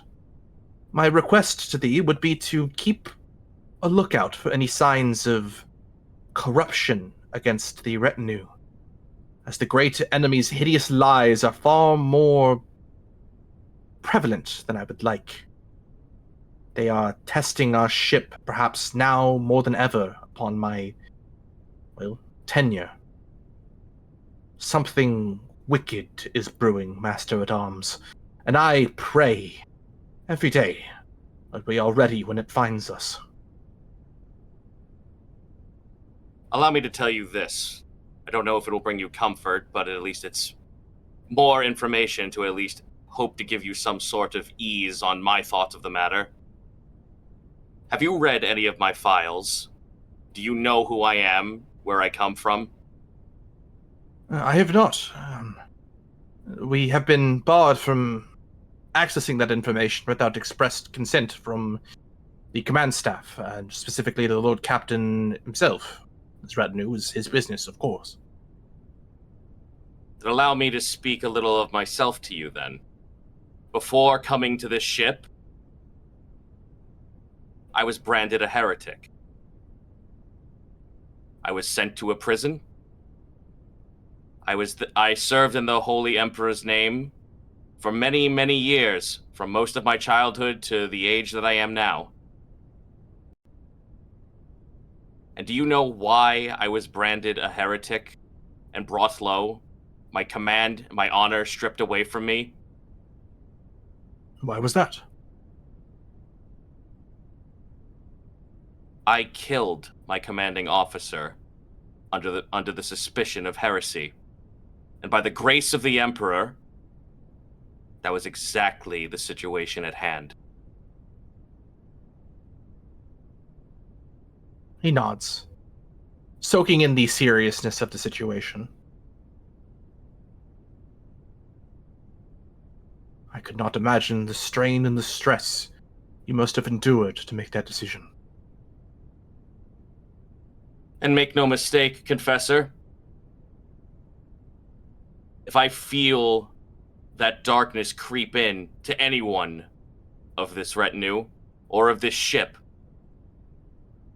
I will not hesitate to pull the trigger and repeat the process again. And I pray you will not have to. Thank you again for seeing me, as he raises a hand to you to shake yours. I just stand up and I take the hand and I firmly shake. Now, I'm certain you have business across the ship. I myself must tend to the next batch of youth that need reminding of our duties. Just tell them not to be afraid of a giant, purple-garbed commando orc that may be slinking here and there throughout the ship. I will see if I can add that to the sermon. And if they do see one, bring them to me. I'd like to actually see if they're capable of holding a weapon. Very well. I will see it done. And you see I move out. Oh, you see him before you do place the hands in the shape of an eagle across their chest, the holy sign of the Aquila, before giving you a bow of respect. Holt almost instinctively did the exact same thing, but like his arms like kind of like shook just to like actually go to make the symbol. But he just like nodded his head in return and then headed out. The Emperor protect you. The Emperor protects. And Jerichus. Before we start, I just want to say great scene, Zito. Yeah, Absolutely. Oh yeah, killed it. Really well done. Jerichus, if you would not mind, please giving me a pilot spacecraft with a +20. Oh shit! Oh, thank God. I was like, can we not have failure off the back of that? You said spacecraft. Mm-hmm. Okay. I'm gonna use a fate point because I don't like that at all. That is disrespectful to the Emperor, and we do not stand that in this house. So we're gonna go ahead and just not take the 91 and instead take. We'll take the 87. You got it. I suppose.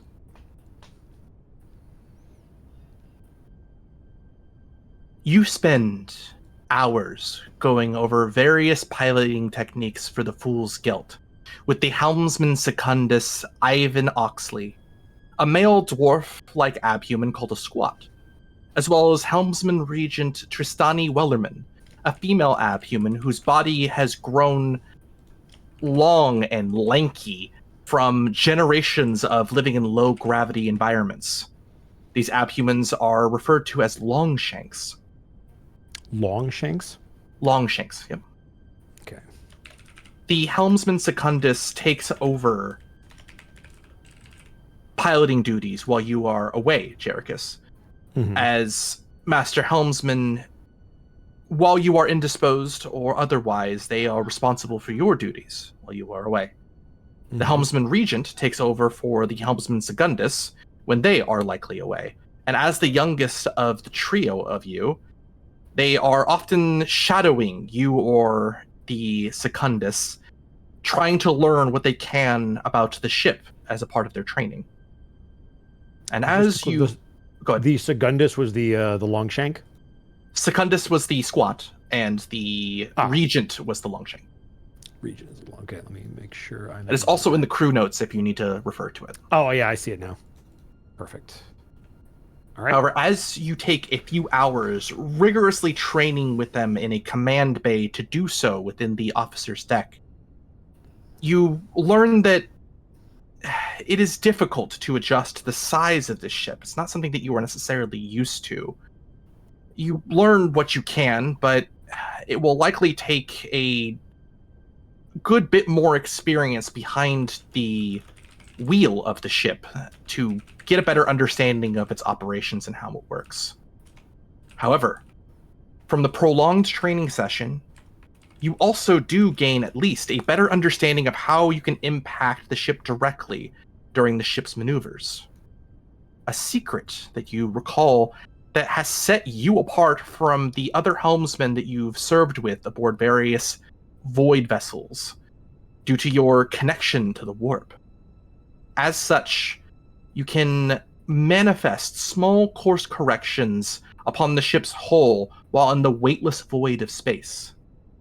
You recall, refine, and learn how to use it for the Fool's Gelt this time, as you gain the telekinetic steering psychic power. I've already added it to your character sheet, but if you wouldn't mind, could you please read it out for the audience and the rest of your players? I can, which I now see. So this is telekinetic steering. While in the weightlessness void of space, you can summon small pushing or pulling forces from the Irmaterium to make otherwise impossible course corrections. You may only use this power on vessels you are piloting. Manifesting this power takes a maneuvering action. The effects of this power are also changed depending how you choose to manifest it. See all three options below, and those options are fetid. The ship that you are piloting gains +10 maneuverability for the remainder of combat. Unfettered allows the ship you are piloting to gain +20 maneuverability and increase the ship's turret rating by 1 for the remainder of the combat. Pushed, the ship that you are piloting gains 30 maneuverability and increase the ship's turret rating by 2 for the remainder of combat. In addition, you may turn the ship once for free while moving the ship. You may use this free turning 1 + 1 psi rating used on the push times per combat. All right. So effectively allowing you to, depending on how hard you manifest this ability, to more accurately move the entirety of the ship and give you a little bit of an advantage over other vessels you might be fighting against. And as such, with your business from within the officers' quarters training bay now concluded, the two other helmsmen leave the bay. You are now alone in this gymnasium-sized room that is filled with a mass amount of cogitator devices, suspended cables, and open power sources, all humming loudly. Until finally, you hear something else.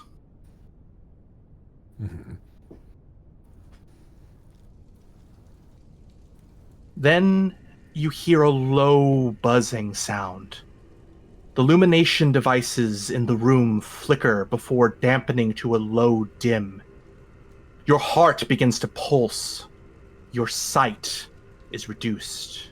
You feel a strange sweat begin to overtake your body. Strange noises then begin to bounce upon the room, as it begins as a whisper, but echoes on the walls like a choir. The rings of chains and distant chanting become louder and louder as you hear your heart beat and a breath. So loud it echoes further, until finally something speaks. You know it's just a dream, don't you? Nothing you see is real.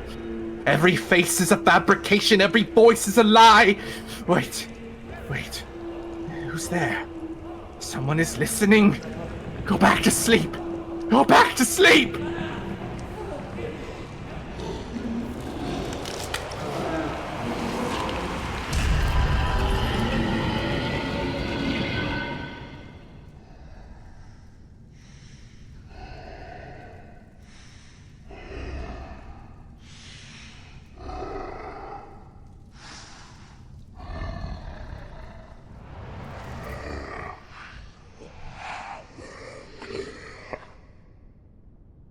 Then, as suddenly as it appeared, the room returns to normal.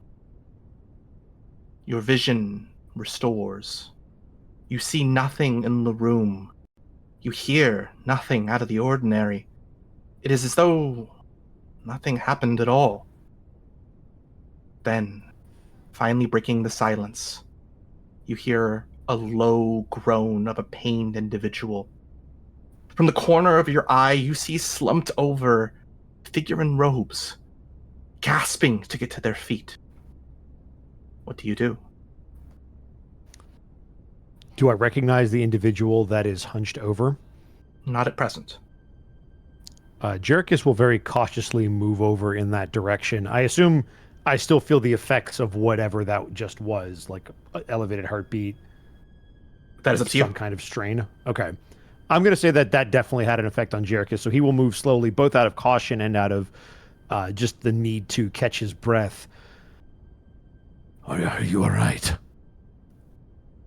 As you say that aloud, you see collecting themselves slowly, not fully able to do so, the Master of Whispers, Echo Traditium, slowly attempting to recompose themselves. Master Helmsman? They say with a pained expression upon their face. Their androgynous features are further cloaked by the heavy shadow cast from their hood. I was not expecting to find you. Did you hear that too? I did indeed. Are you all right? I don't know. I don't know what that was. It wasn't from you, was it? No, I do not know what that was. And quite honestly, I am terrified to find out. The warp has not been kind to us lately. Indeed. I shall report this to the captain. But please, Master Helmsman, please be careful. Of course, I will endeavor to be as careful as I can be in defense of our Lord Captain. You see the figure nod before the Master of Whisper then leaves you. You find yourself alone once again in this crowded ship of souls. Lupus. I'm here. You find yourself in a different place entirely, within the wide corridors of the Arboretum. A running track made of sand and dirt rings through the grass and plant life that is artificially created and maintained around an equally man-made pool. The lighting and temperature here is warm as a summer's day as you pet the nose of your prized bionically enhanced horse. Please give me a wrangling test plus 20. Wrangling. Plus Yes. 20. Is a skill. It's advanced. I will do this. Wrangling. There we go. Alrighty. Plus 20, you said? Yes. Alrighty. That is all right on the money. Exactly a pass. All right. You find yourself connecting with your horse as her cybernetic eye makes a camera-like shutting noise as they focus in on you. You feel a connection with this creature.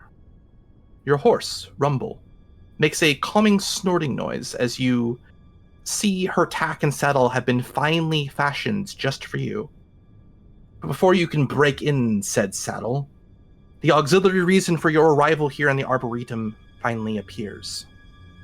The kin leads of the clankins, leaders of the 4 labor populations aboard the Fool's Gelt requested to meet you here to conduct the closing rites of ceremony. But instead of the 4 individuals that you were reported to meet, only one arrives, and a decent bit late. Adorned in a cape of iron coins, you see the kin lead of the Iron Clan. They approach you and speak plainly. My apologies, my Lord Captain. I was delayed, the tech priest says. Tellius, I wasn't expecting you to arrive alone. Yes, the others wished they could attend, but sadly are quite under the weather at current. They request I speak on their behalf as they recover and tend to their own clan kin that are also ill. Lucas looks a little worried for a moment, but then he will recompose himself and nod. Very well, then. As you may know already, the clan kin aboard the Fool's Gelt are not divided by family bloodlines. Instead, they have been organized by the manner of labor they conduct. The Gold Clan operates the upper decks of the vessel, which also comprises most of the officers of the ship. The Silver Clan maintains the population sections of this ship. The Steel Clan handles logistics and offensive weapon systems. And the Iron Clan performs all the tasks revolving around the ship's critical functions and propulsion systems of the ship. The Gold Kin leader is a male abhuman of the Felonid strain known as Xavier Saunders. The Silverkin lead is a female abhuman of the Rattling strain called Jasmine Harper. The Steelkin is a female abhuman of the Ogren strain called Crush. And I serve as the Ironkin leader. I am designated as Tellius. The kin leads do not serve as ranked officers, as again you may know. We are elected by our clan kin every 5 Terran years.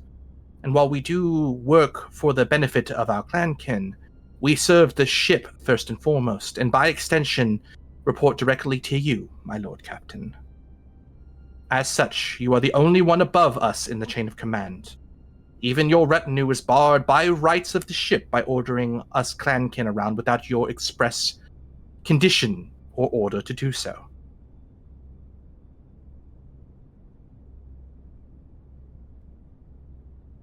Then it seems that you four are my closest confidants, then. We can be, of course. But that is up for you to decide if you wish. Normally, all 4 kin leads would have met with you to swear our fealty together. However, given the immediate action and events that have transpired aboard the ship, our ranks are stressed. Despite the new recruits, we are still unfortunately undergoing an illness that has brought difficulties aboard the ship. Indeed. I do hope you understand. I'm aware of the virus currently sweeping through the Imperial sector. Once we are done with this whole lamentful cries business, we will make for a planet and try to shore up our Medicaid section. Of course. And we will support you in any way we can. However, to continue this ritual, you see the tech priest take a knee as the Ironkin lead lowers their head. By the expressed consent of all the kin leads aboard the Fool's Gelt, and upon their written signature as such, I do hereby swear our fealty to you, Lord Captain Lupus Magnus Steel Cylon IV, from now until the end of our service. Do you accept our pledge? I do. Thank you, Lord Captain.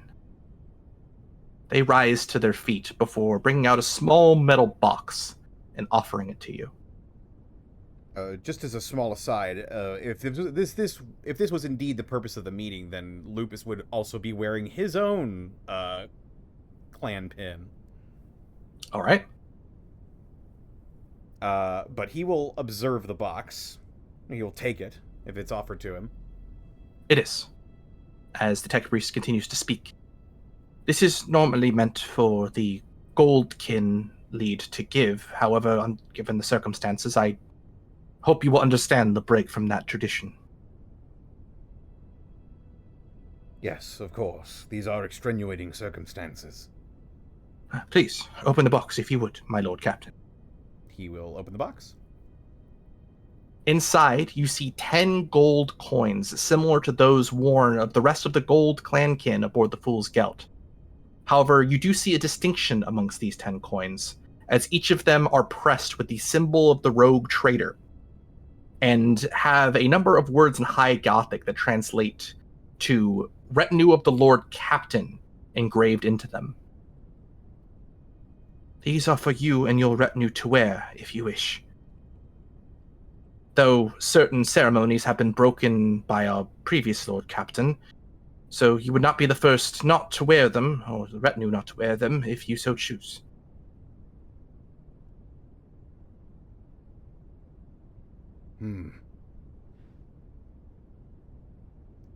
This ship, and in fact many ships, perhaps even all of them, they're like an organism, in a way.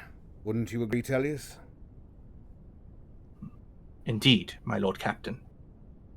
The many faculties and beings coursing through the ship's veins like blood.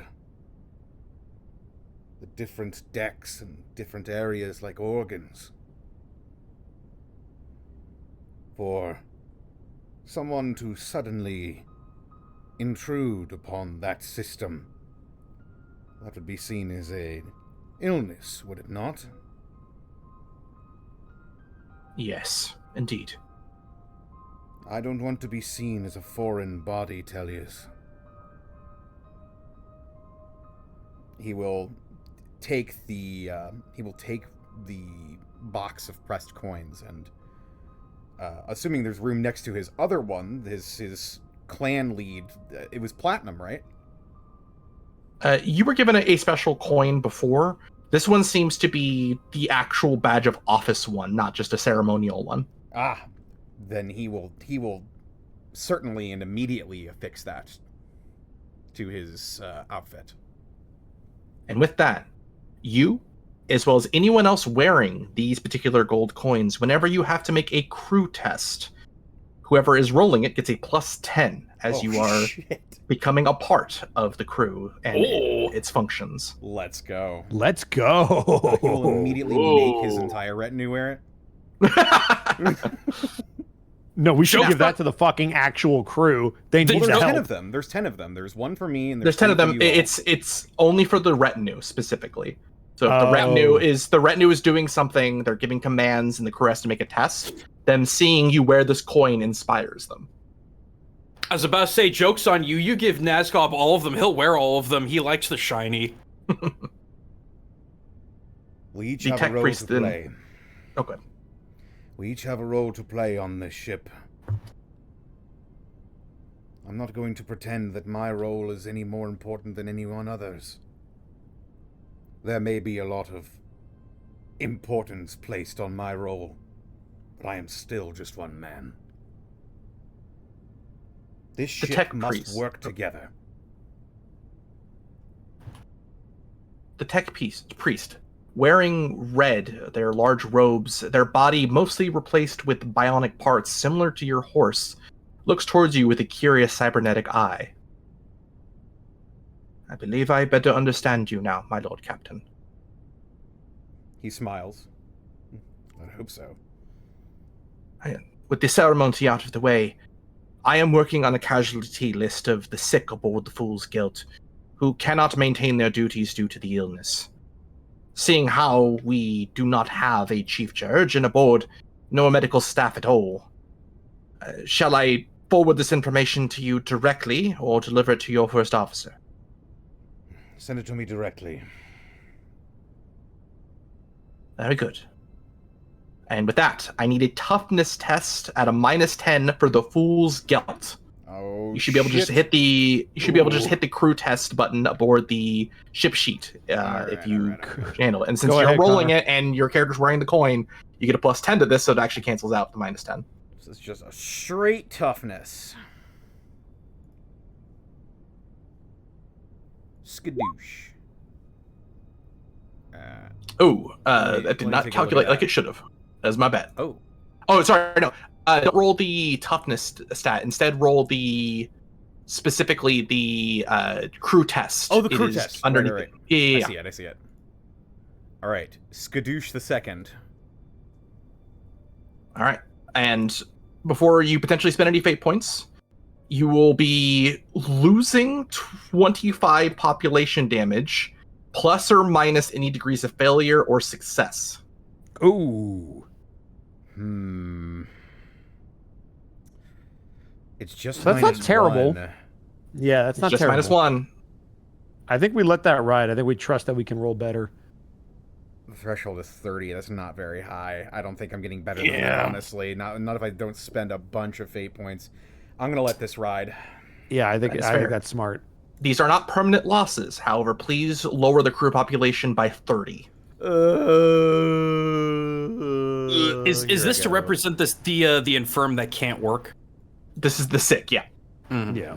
So once they are healed, you'll be getting them back. You don't have to replace them. But for now, the ship is operating at less function. All right. You know, just really quick above game, maybe we should get that doctor before we fuck with the Drukari? I was sort of thinking that. Yeah. I was sort of thinking like, this illness is really fucking with us. If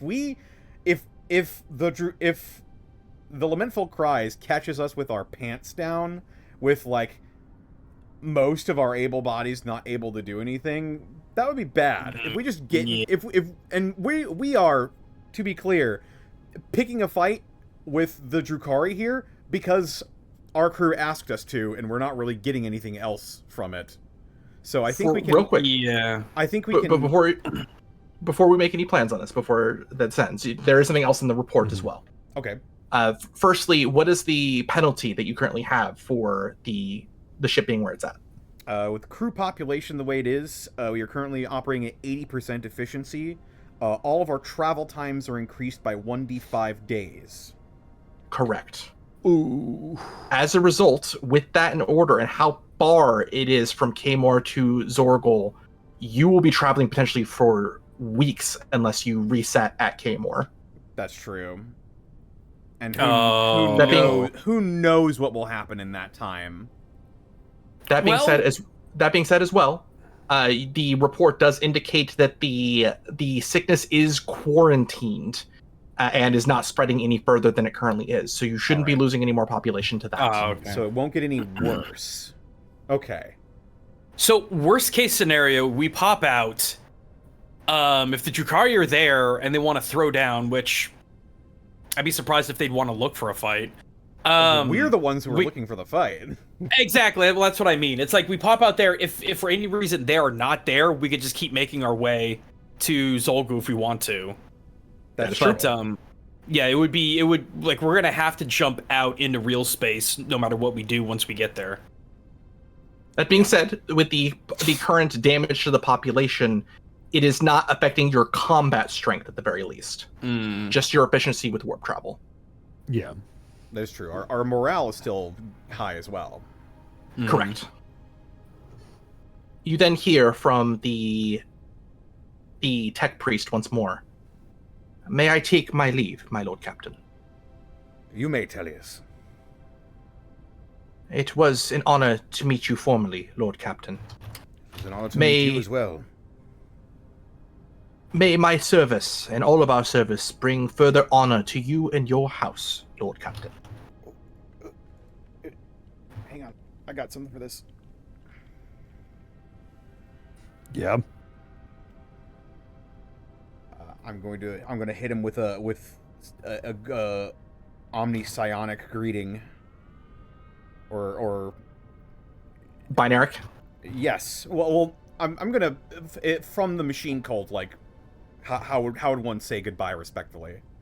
There's actually a few languages that the tech priest canonically use, so it is up to you. If you say that even just a few phrases in Binaric, or if you want to use some of the machine cult's cants, you can absolutely do so, given the fact that you were born and raised on a Forge world and would have learned a good chunk of that. That's precisely why.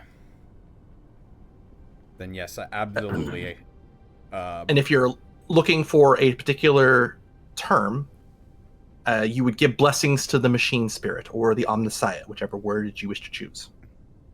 Blessings to the machine spirit. You see them look towards you again, curiously impressed, as they give you a nod. He sort of like makes obvious his arms and his mechadendrite. They smile before you see them leave the Arboretum, leaving you alone with your horse Rumble. What would you like to do? I'm gonna pin one of those coins to Rumble's saddle. Hell yeah. Incredible. Rumble, roll a fellowship test. Rumble, you're my second in command. You see Rumble looks rather sporting. What? She seems to enjoy the attention. Is this going to be a Tangled situation where we've got Boss Horse? I sure feel like it. Do you want to take the steed out for a ride or leave her be? Sure, why not? Let's go for a run. All right. And with that, I need an additional D5 from the crew's sickness, unfortunately, for the travel. Oh, God. All right, Jacus. Drop a train on. Me? All right. I feel like this is a bad time to have me rolling anything. They're sick. Mr. Jericho. No, they're sick. Don't do that. All right, only two. There Only two. we go. We're good. So Let's go. 5 days. Yeah, so that's not too bad bad. at all. You will need an additional warp travel test to get to Kaymore, unfortunately, as you're not quite there yet, however. Yeah, people might be going crazy. Fuck. All right. Well, yeah, because once we pass this threshold, they're gonna have to take a check or just take damage or whatever. All right. So no, you're absolutely right. Thank you, Gaijin. In fact, get an extra fate point, Gaijin, for keeping me honest. Every 4 days in the warp, they have to test for insanity. I thought it was 5 days. My mistake. Yeah, I thought it was 5 too. It's every 4 days. That's my mistake. Well, Gaijin, way to back yourself into a fate point. Take it. I shall.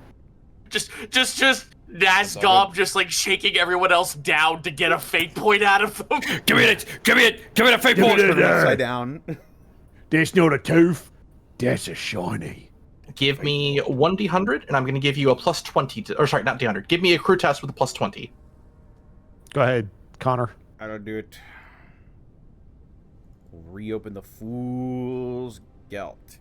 Plus 20? That's gonna be. Oh, It's 50. I might as well. Spend it's it's literally a 50-50 shot. I think that's worth I one. might as well spend a fate point on this. I'll spend a fate point. Come on, roll 20. Just under 20, right? That's what we're looking for. All right. Are you kidding me? It's literally by one my less. God. 65 to 66. Fuck you. Damn. Well, It is only -1 unless Yeah. anyone else wants to spend a fate point, but it cannot be Connor. Yeah. And I'm sorry, what rule was this for? This is To the crew's insanity. Yeah. Just take the one that I already got. Or take the one Yeah, that I use just it. got. The It's freebie. Yeah, Just use take the freebie. Okay. Again, It's it's a 50-50 shot. it's The my- odds are in our favor every time we roll. Third It's time's my a fault charm. that we got us in this mess. Fucking get under by telling the 50. truth? Fucking roll 20. Don't make me do this again. Bosco, Alright. please don't throw the system. Skadoosh the third. There we Let's fucking go! Go. It's the Sometimes you just got to talk dirty to it. Let's go. Wearing the coin, as well as your horse Rumble wearing the coin, a number of pics are taken of you as you ride around the Arboretum, Lupus. In addition to that, not only do all of you see various pics spread throughout the ship of the captain not only embracing the culture of the Fool's Gelt, truly being a fool himself, but also doing so with a sense of nobility and pride.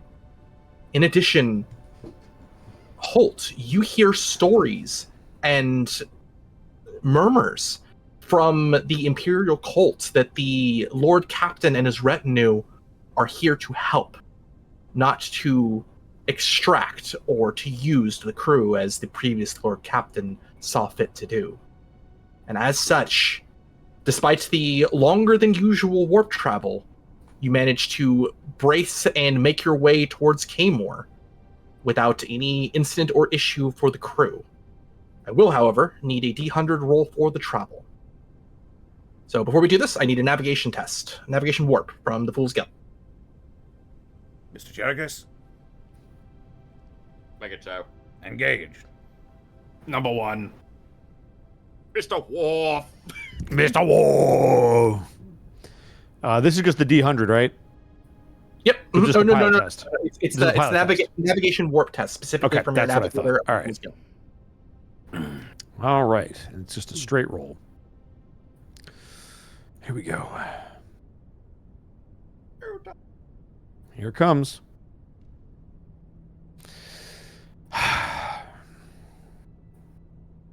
I am going to use a fate point because we're not in a position for this to fucking... You got it. Roll 20, get your fucking shit together. Wow. See, this is why. This I is will- why. By I less will- than 10 every time. What the fuck? I will give you a fate point. I appreciate you. Third time's the charm, right? Fuck you, roll 20.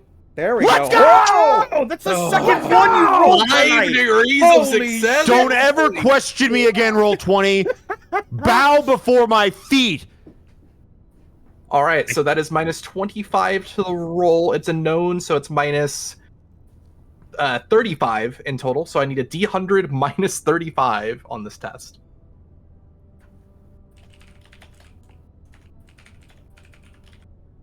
Any takers?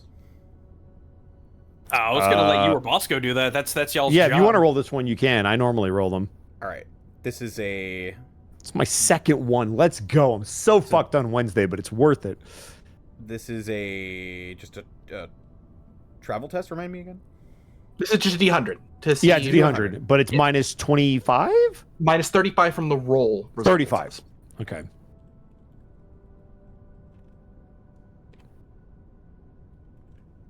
Hopefully that shakes out correctly. 30. 30. 30. Which is from the navigator's terminal, you see through the sand slightly wavy lines, which is calm travel, which means the warp travel is unimpeded.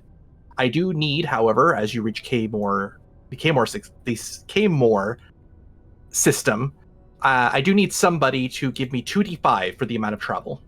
I'll do it. I didn't click the button. I was about to. Oh no! As it is That would be that'll be 2 more checks. We might want to fate point that. That'd be 2 more checks. Take another fate point. I mean, Okay. Yeah. Is this fate pointable? It is a roll. Unfortunately, it's not a D100 roll, so it is not fate pointable. Yeah. I was gonna say. Give me my fate point back, you fucks! we should probably conserve our fate points a little bit before we head to K-More and pop out and get into a fight with the Drukari ship. All right. Well, with that in mind, I do need 2 more tests against for the crew. They each get a +20 to this. Okay. All right. At least Plus we get 20. the +20. You're fucking due. It's a 50-50. All right. Right, roll 20. All right. I'm looking at you. Be nice to roll 20, please. Nope.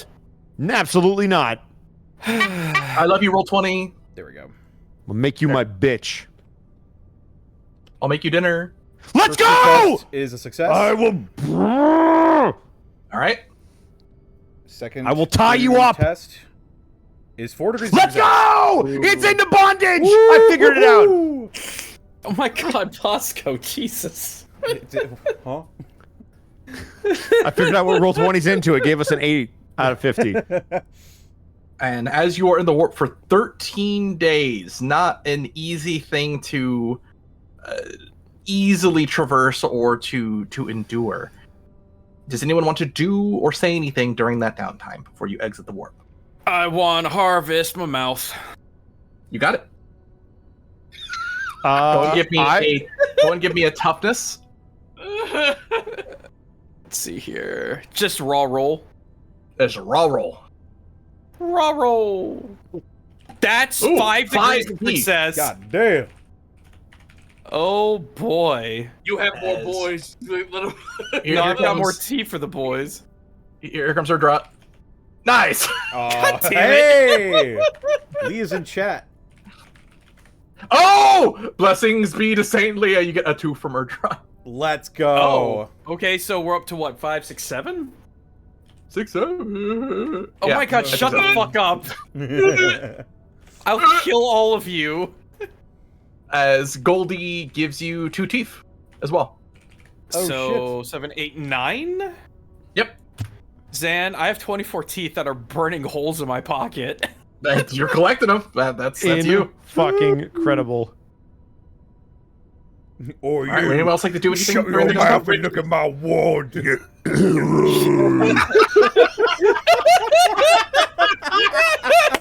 Oh, we need to finally, guys, get your wounds back up. Oh, true. For the Well, resting. it's 13 days, so you heal your toughness bonus times 13, which should be fully healed by this point. Yeah. I just barely get back to full Oh, health, God. but yes, you are correct. I need to reload. I think you're looking at the full Gelt. What? Is that you flipping Your toughness between the bon- tabs? I'm on my own sheet. I'm okay. confused. Bosco might be tapping through the fool's guilt. Okay. I was looking through. Yeah, Jerichus, you should heal. What is your toughness bonus? 3? So you should be 3, healing yep. way more than. Yeah. I barely get back to full health, but I'm pretty close. Oh, it's a bit Yeah. understood. Yeah, uh-huh. Got it. Clocked Because there's no way times 13 it could possibly not get me there. it. Okay. But considering what I went through. Would anyone else like to do or say anything during this downtime? If not, it's fine. I can bring us to. Trying to think if there's I would like to anything go else find a do. Holt, actually. Go ahead. I want to put some posters up on the walls of the flak turrets. It's just Jerichus pointing at you, saying, "Trust Big Brother." Oh. No. Where is Holt for Jerichus to find? Oh, me? I was kidding, but No, but I want to find you. Yeah. Oh, I'm not Bosco's kidding. Jerichus I'm is not. trying to I'm find not Holt kidding. I for- want to yeah. talk to you. oh, okay. But sorry, I didn't catch that bit. Discord wigged out. I guess you would find me near security. as you arrive at the security offices of the Fool's Gelt to find Holt.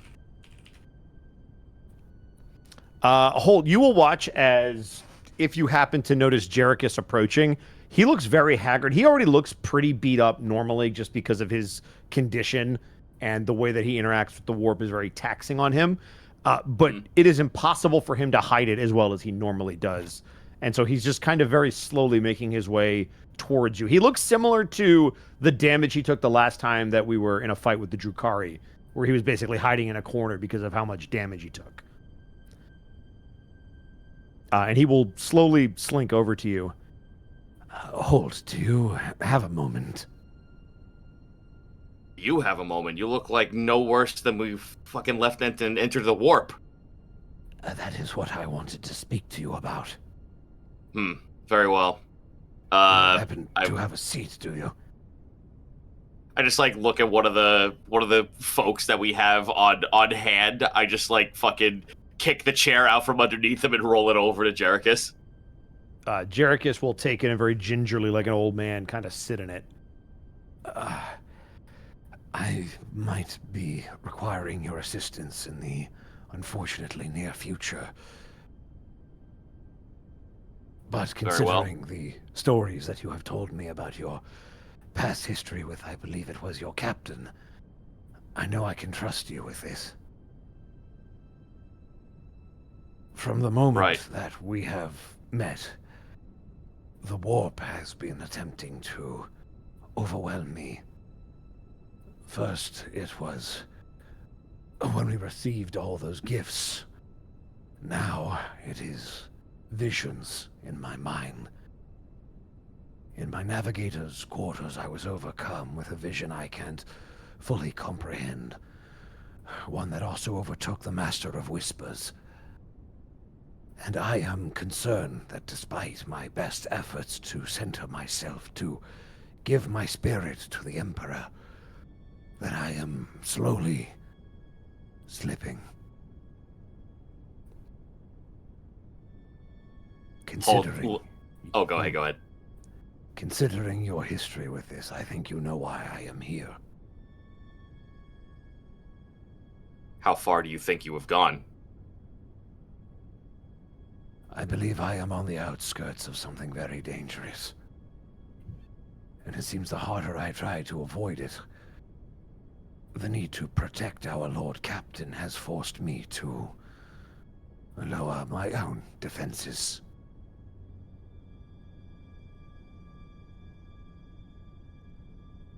Permission to speak freely? It is why I am here. Take care of your damn self.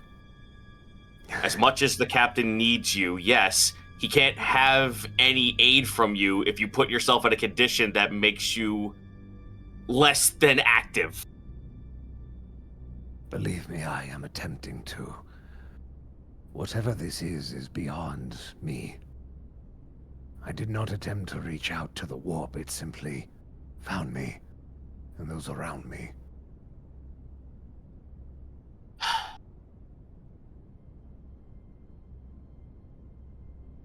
Well, it is good that you brought this up.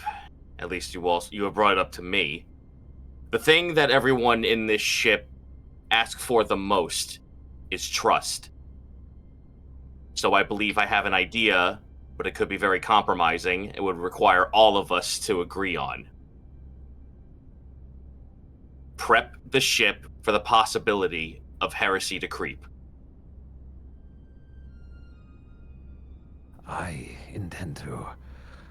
The Master of Whispers has also informed the Lord Captain. If not already, then soon. He will be abreast of the situation.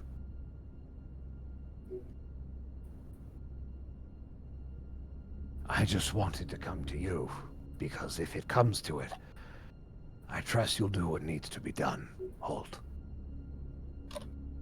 Out of everyone on this ship, I know I can trust you with this. You have my word that the moment that anything seems out of the usual, if anything is even a whiff of heresy, I will see to it that one is dealt with swiftly. You have my undying gratitude. He will Holt attempt like to grabs slowly you. push himself up. Yep, Holt What? grabs you by the shoulder and helps you stand up. But the fact that you have told me this, and you have your faculties about you, it will not be instantaneous. I don't want to shoot you while you still have your senses.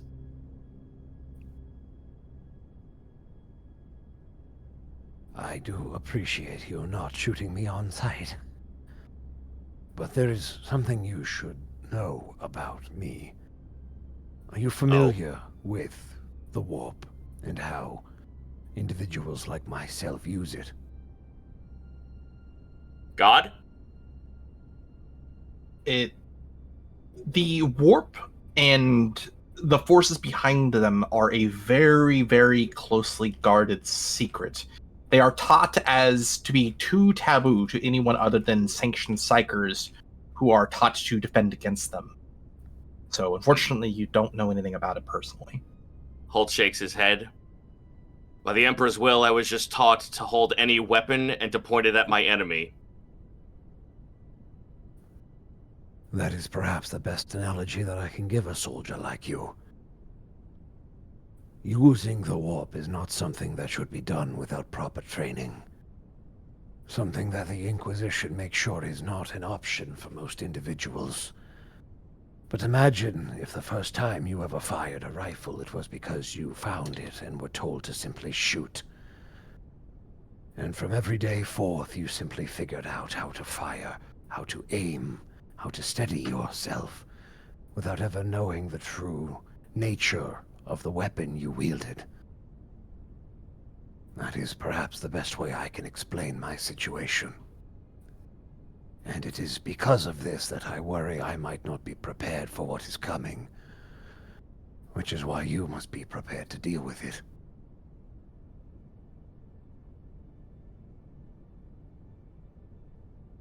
I understand. Though, as I've said before, you still have your wits about you.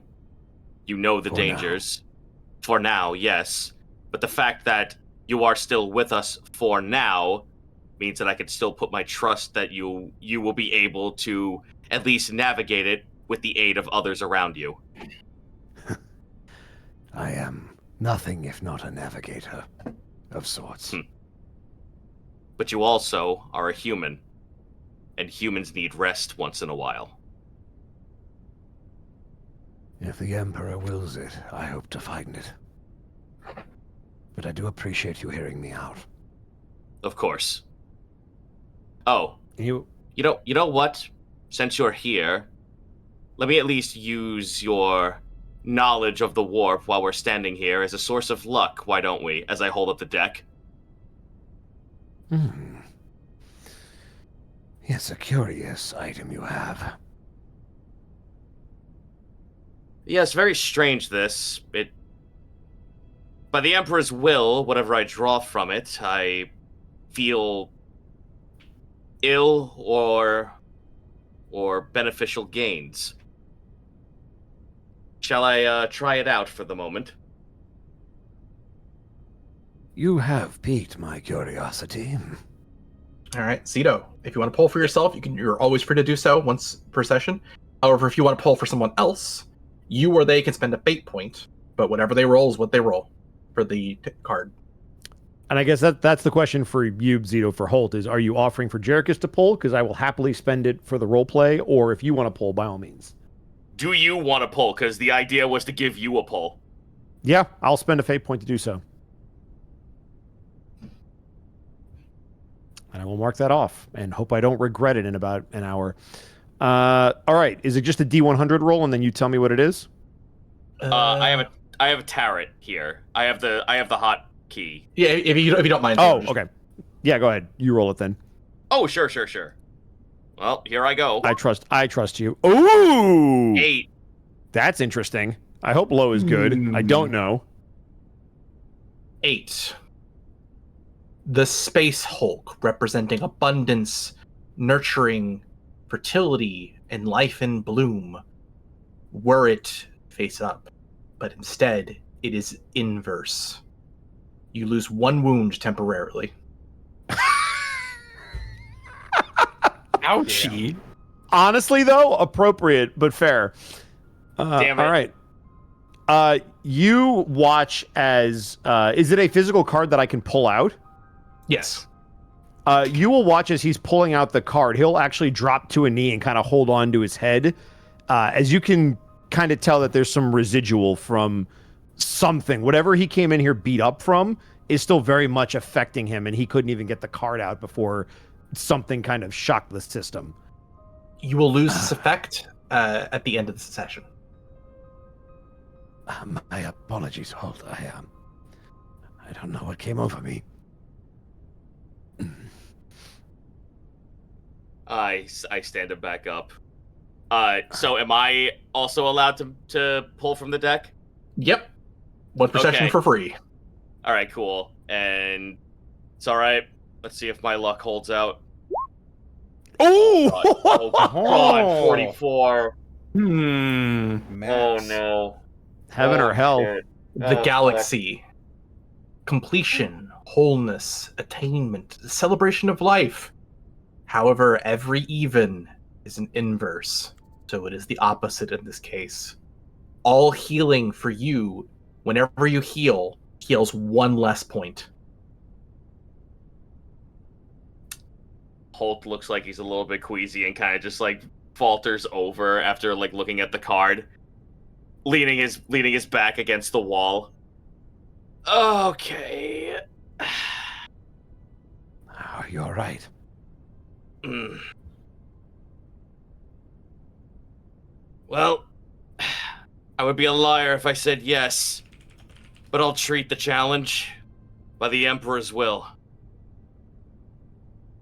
I do hope I haven't brought this energy into your state of being. Please. What is a soldier without wounds? Typically, those are not self-inflicted. Perhaps I should take my leave and leave you to your work. He like looks at the others who are just sitting there doing nothing.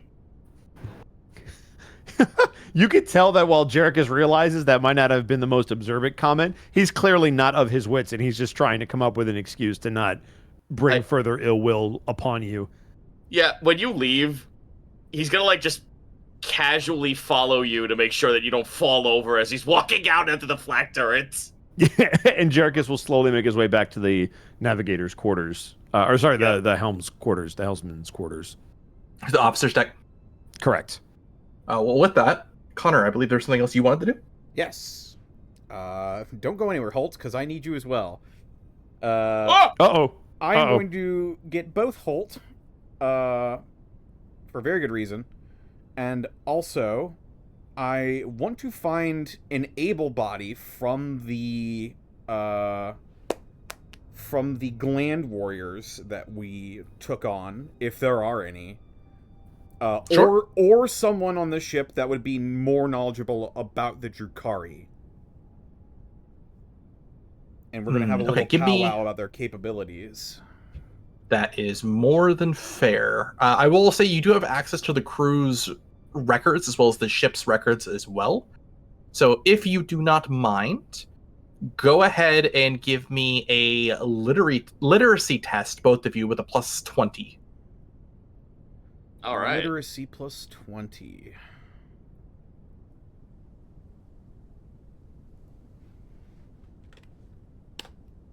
That is 2 degrees of success for Lupus. 3 degrees of success. God damn. Sheesh. You see that the battle records of the Fool's Gelt had the previous Lord Captain find themselves on the opposite end of a Drukhari's barrels in the void of space before they ran away. Not once, but over a dozen times. The orcs similarly so.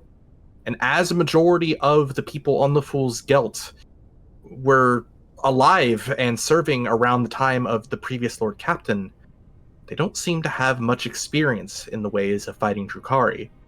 All save one.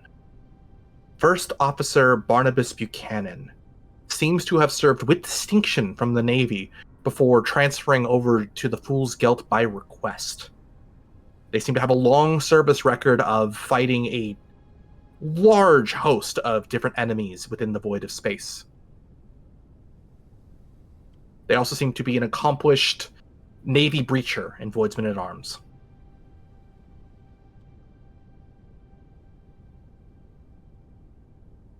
And he would have if he's knowledgeable about Drukhari weaponry, tactics, whatever, then I would absolutely pull both him and Holt into a room to discuss the upcoming battle. Sure. You want to do that on the bridge or the officers' decks? You do have an office in the bridge as well. Sorry, I mean, we could have it on the officers' decks. I mean, we're all going to be a part of this upcoming fight, so Sure. I don't see any reason. You want to bring the whole retinue in? Yeah, let's do it with the officers' decks. All right. Assuming that's cool with Jerichus and Nazgul. I'll allow There's it. nothing better to do. Well, me and Jerichus suffering paper cuts by the hands of the Emperor. Yeah, Oh, just no. paper cuts. Totally. Just paper cuts, nothing more. Uh-huh. As you all meet in a private officer's situation room on the officer's deck. I swear I thought you were going to call it a privaceum or something ridiculous. Fake Latin. Just to let you know real quick, we need a fix on the text box. Chat's not able to see. Bump. Oh, yeah. bump. What the freak? Bump the Omnissiah. Please be on this house. Sorry, I forgot to use my sacred oils on my computer. There you Yes. go. There you go. Oil.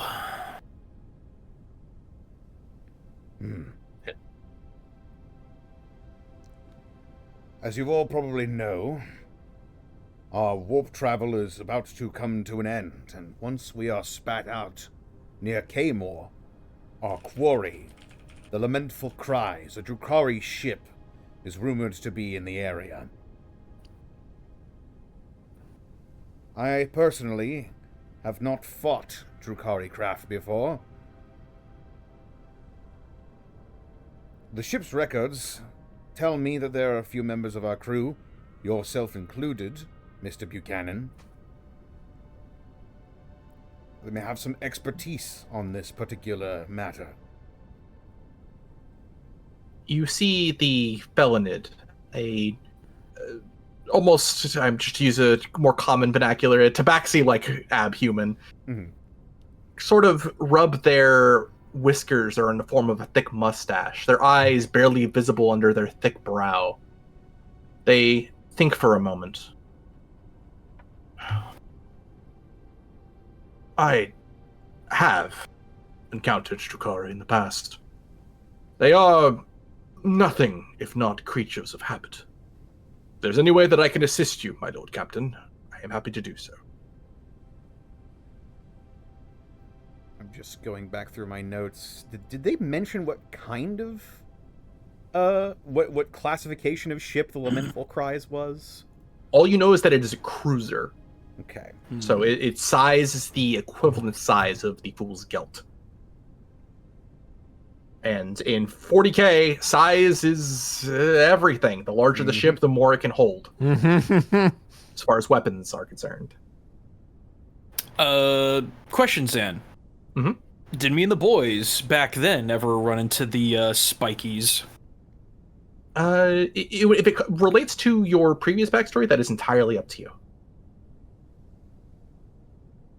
I don't know, because you had me in an interesting spot of kind of being in the middle of fight and then getting jumped by the high fleet abyss.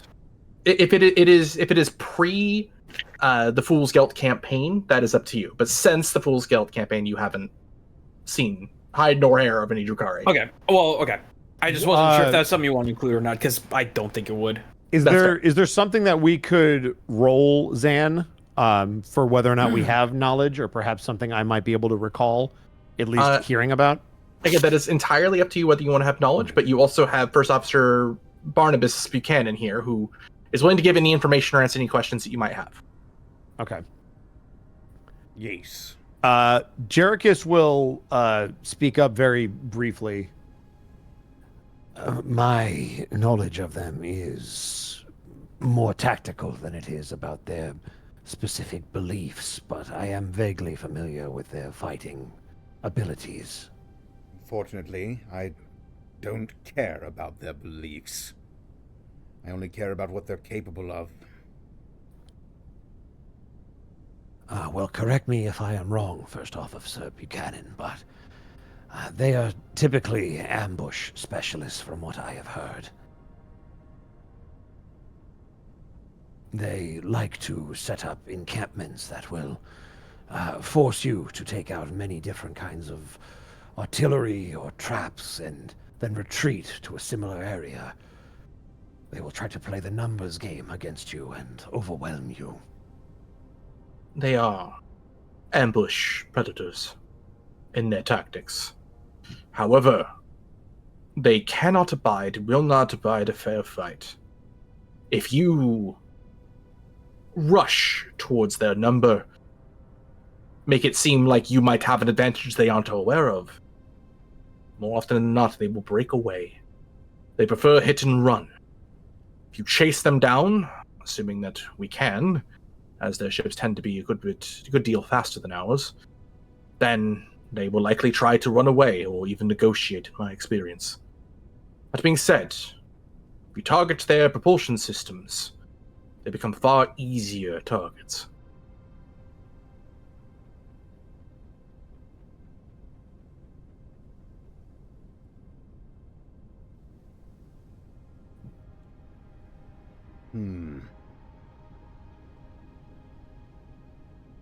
Another thing to know about them is, despite this tactic working well for me in the past of charging at them headlong, at least towards their largest in number rather than their smallest, the other thing to be aware of is they prefer boarding specialists. They live to see the anguish of pain inflicted on others. As a result, we should expect boarding parties to at least attempt to encounter the Fool's Guilt. If we increase our turrets with the flak cannons from the turret deck, it should give us a good buffer from the Xeno boarding craft. In case there are any more boarders, I don't want to have a situation like last time. Indeed. He looks over at Nazgob. I think the boys could take care of it if it came to it. It's just the thing. I don't know too much about these Sparky boys, but if these is anything like any other pointy-eared geeks, these is scrawny. Might be a bit fast, but these are scrawny. It sounds like they don't like the idea of being surprised, which would be a perfect use for Stabber and his commandos. For them to pop in, expecting a bunch of humies and seeing some boys. I like that. Ha! That's what kind of that is, humie boys. Indeed. If I had to guess, were they to enter the ship, their first target would either be the warp engines, so that we cannot get away, the teleportarium, so they can get more of their forces aboard, or the astropathic acquire chamber, so that we cannot call for reinforcements. I would station these defenses accordingly. Let me have a look at K-More real quick. Oh, you want me to move the Galaxy chat? Or I'm just looking at my notes right now. Oh, sure. I am. Oh, that is the wrong session notes. There. I was about to say, how fast can someone get from one part of the ship to the other when it's under siege like that? It depends on the manner of how you are traveling. There are servo-assisted craft that move very quickly, but if you are moving from somewhere that is directly connected to the flak turrets, pretty fast. For each room or each area that you are traveling through, it increases the time by 10 minutes. So you said, I'm sorry, Connor, I just want to go back. So It was the It was the warp engine. The teleportanium, the warp engine. So they would be close to the warp engine. The teleportariums would be a 30-minute hike to get through there. And then what was the other one? The astropaths. Where's that at? Can you ping that? Is it just the above choir the chamber. chamber? Okay, so they're in relative even. Here we boss, call us something. Of course. That's why we're here. When we pop out of the warp, is you gonna be okay if I tell Stabber to get to that arboretum? That way they can get to wherever they needs to go, whether the teleportarium or the astropathic choir chamber over there at the warp engine. I have a feeling they're not... I have a feeling they'll take well to being given something to do. We could hedge our bets. Place them in between the astropathic acquire chamber and the teleportarium. Those are most likely candidates. Kaymor is currently controlled by the Drukhari as well. I don't know if they would have any reason to believe we would be able to summon reinforcements. Oh, you just thinking of calling in them other Yumi kids then? No. Not yet. Still far too early in this operation for that. I do believe Nazgob does have a good point, however. If we do station the commandos, that's what they're called, right? Yeah, that's right. We place them in the teleportarium, and we do end up with an engagement against the Drukhari. As long as, if we're able to get the shields down on the vessel, we can teleport them onto the enemy ship if needed. He's in guttural laughter at this point. Now that would be very unexpected for them. Sort of gets an evil grin at that prospect. Zan, do I have a comms link to Stabba? Yeah. I'm gonna beep that in. Hey, Stabber, you there? You and your boys? Yeah, what is it, boss? How'd y'all like to take a little bit of a teleporter over to a Sporky ship and have a bit of fun if it comes to it, eh? Oh, sounds like a good crumpin'. What's the target? He's coming up on a scrawny cruiser, hopefully. Gonna try and engage him in some spacey type combat. And then if we get the opportunity to drop their shields, we teleport you and your boys over, and you just have a bit of fun. Trying to get you boys back is gonna be a bit of a sticky wicket, but I think we can manage. Aye. If we have orders, we can try to find officers and kill them. Cause chaos aboard the ship, or we have a number of saboteurs. We could find a system that you don't want to have them have access to, and make sure it has an accident. Alright, Stabber, this is what I need you to do then. I need you to figure out where the engines is, and just blow it all to the great green. Aye, we can do that, boss. See, these spiky, see, these is quick. And Daze is a bit weedy and scared, so if they think that Daze is gonna get crumped, Daze is gonna wanna leave, but you and the boys, you crump that engine, it's gonna be a good time. Right you all, boss. I'll get the boys ready. Alright, you get the boys to the teleporters and we'll take care of the rest.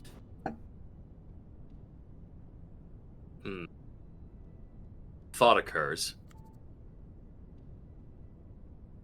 Yeah? Oh no, this was in character. Oh, sorry. Yeah. I love the idea of Zeno just casually pontificating. A thought occurs. Hey, what you want, Scrub Slug? I'm trying to look back at our weaponry on the Fool's Gelt real quick. I apologize, I lost We've got torpedoes, we've got those new bombs, and then we've got the 2 batteries. Yeah. I think it's in the ship tab. Oh, Yep. there we are. You can see all the There you weaponry. go. You got it now. Yep. Thought occurs. Do you think your commandos would have fun placing a disruption bomb inside their ship? Can How they big is even a lug that disruption bomb? Yeah, I was about to ask. They are orcs. That may not matter. You see Barnabas think for a moment. A disruption bomb inside the vessel. That is devious. I suppose such a thing is possible. It will be work for the tech priests of the teleportarium to teleport something that big, but it might be possible. Were it to go off inside their ship without any protections, I'm certain it would be certainly far more effective than it were to implode from the outside. However, disruption bombs, they do not do much damage to a vessel or a hull of a ship entirely.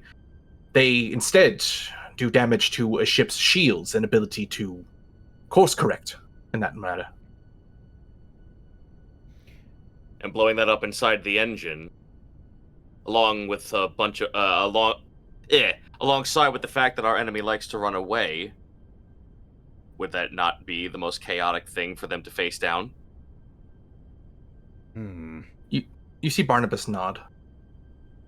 It would all require us to get their shields down first.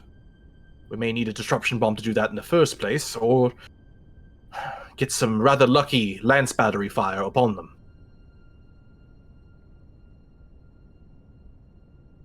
Well, we may as well make use of what the Planetary Queen has given us. Okay, above game. Yeah. Okay, new theory then. Disruption bomb, get the shields down, let them get on the ship with a warhead. With the torpedo? Yeah, with a And just plasma detonate that from the warhead. inside. Yeah, detonate it from the inside. How big are torpedoes, though?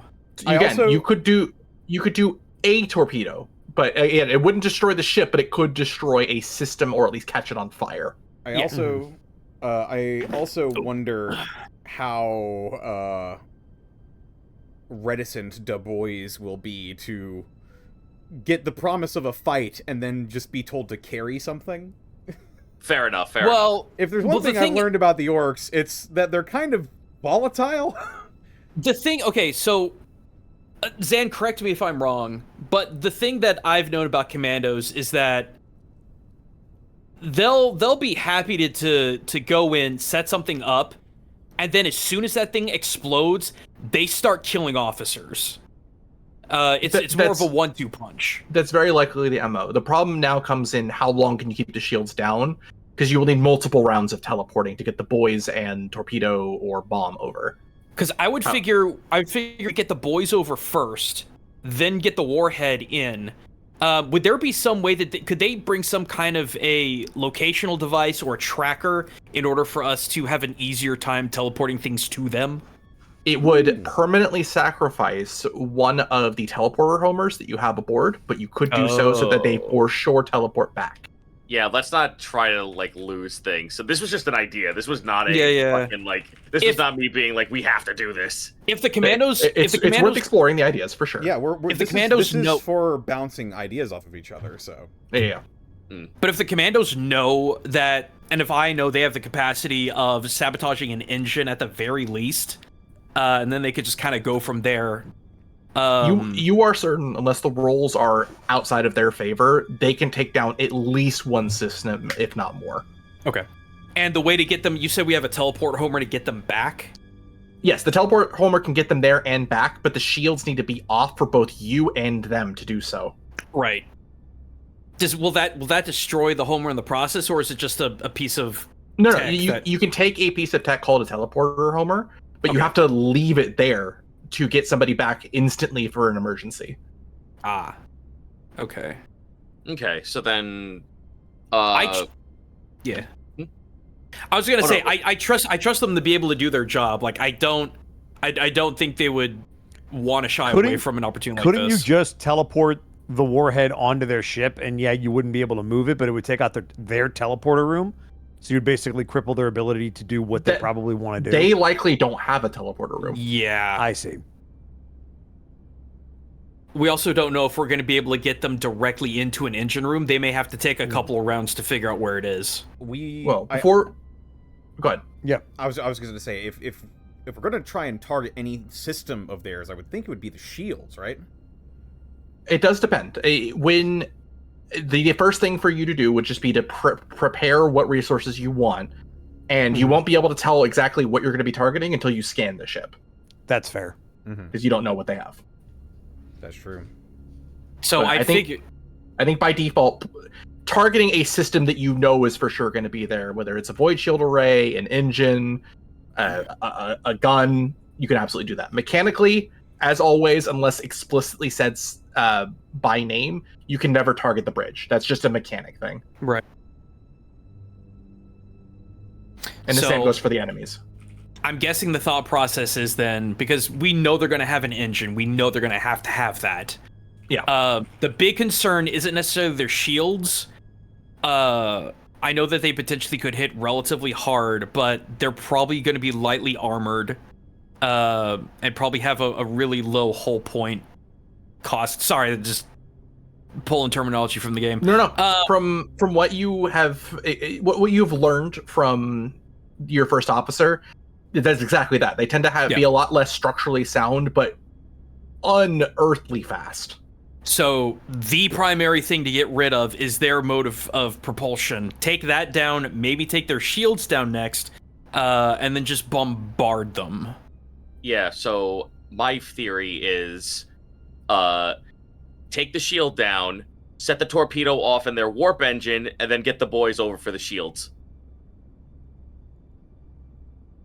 We would lose a teleport homer doing that. Engine? No, you don't need to use the teleport homer to get them back. The teleporter homer is there if you need to emergency get them back. Oh, okay. Yeah. I don't even think Drukhari use warp engines, right? Because they don't use warp engines. Is a bad idea. They don't have warp engines. They still have plasma drives, or an equivalent of. So they still traverse normal space. Gotcha. So the thought process too is that as soon as they teleport, I don't know. I get the feeling if we teleport a warhead in first, try to blow something up, and it does not work for whatever reason, we can't get the boys on there to start doing their job. Again, before we overthink this too hard, why don't you just prep all the options you want, and then once you get there in a situation, if you scan the ship, then you can make the call. Right. Okay. Yeah. If we have that level of freedom, smart. then that's fine. Yep. Yeah, We do absolutely have that level of freedom. We've listed a bunch of our options, and once we find the ship itself and we get our scans in, then we can get a better idea of what we want to do. Yeah. Okay. So we'll have a bomb, a bomb, a torpedo, and the boys ready at the teleporter room, and you can choose which one you want. Yep. Yeah. Right on. Operation Plan A, Operation Kaboom. Yeah. Perfect. All right. And Operation Daboomy. is there anything else you would like to do or say, Connor?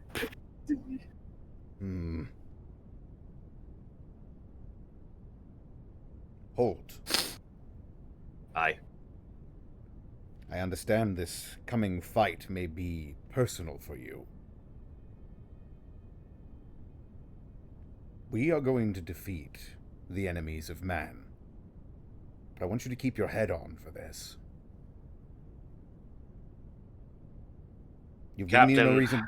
You've given me no reason to doubt you in the past.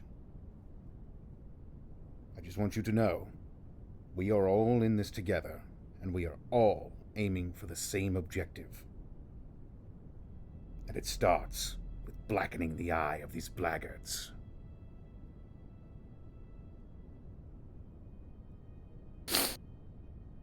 I'll let you know, Captain. I completely understand what you're saying. And my emotions will not get the better of me. This is but a gnat of a giant, festering wound that we are fighting. Give me this conversation when we actually near the wound. Very well. Then, let's go make good on a promise fantastic. All right, and with that meeting adjourned, you all man your station as the Fool's Gelt departs from the warp. The screams of the many horrors of the Immaterium slowly fade away as the Geller field shielding your ship manages to remain firm and intact before you re-enter the Materium of real space. And that is where we will take our late break for about 5 minutes or so. So, Rap got it. I'm All right. Cool. I'll be I'm right beginning back. to piss like a rap god. two things really quick. I might start getting a bit eepy because Zachy's been waking me up at like 5, 6 o'clock in the morning every day this week, so my sleep schedule's a gross. little fucky. No. So if I start sputtering, I apologize ahead of time. Also, chat has been asking and YouTube has been asking me multiple times to post the orc names of our retinue. I will pop this here, and then I will pop this in In the Discord. well, in the Discord too, but I wanted to put that in the Oh my god, with chat. pronunciation guide. Yeah. Hell yeah, dude. There you go. There you go. These are not made up words. These are actual orc words. I have several codices worth of glyphs and words and sounds and such. So it is there. Yeah.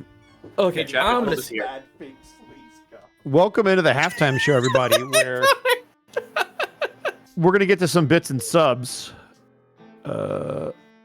Which I think I see some right here. Pokemon Pop with 100 bits. I'm now fully listening to the show after my game. I had the stream on while playing, and I had to try not to burst out laughing while I heard Bosco yell out something about bondage. Oh yeah, I was going to tie up Roll20, and he gave me what I wanted. Hey, gang, So Matilda now just I came know in what it's here. into. I don't Matilda. kink shame. Oh, saying hi to Cito's cat. Baby, what are you doing? I will be right back. I gotta stretch. By the way, I don't know if anybody out there cares about hockey anymore, but the Hi, Golden I'm Knights and the Hockey. Canes are going crazy right now. Wait, hi, I'm Hockey. What's going on?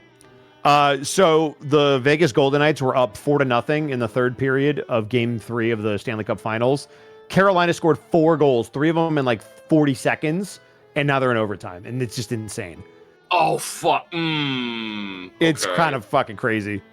Yeah, I hate the overtime Vegas at Golden Knights so much. 2 minutes and 45 seconds. I'm looking at it right now. Oh, baby. Yeah, it's crazy. Are you a hockey guy? Yes, I am. Me and Are my you cousin. Ranger? I'm gonna guess Islanders, but are you Rangers or Islanders? Neither. I think the Rangers Devils? are bums. Yes. Oh, are you? Remind me, were you born in Staten Island or are you from Long Island? No, I was born in Staten Island.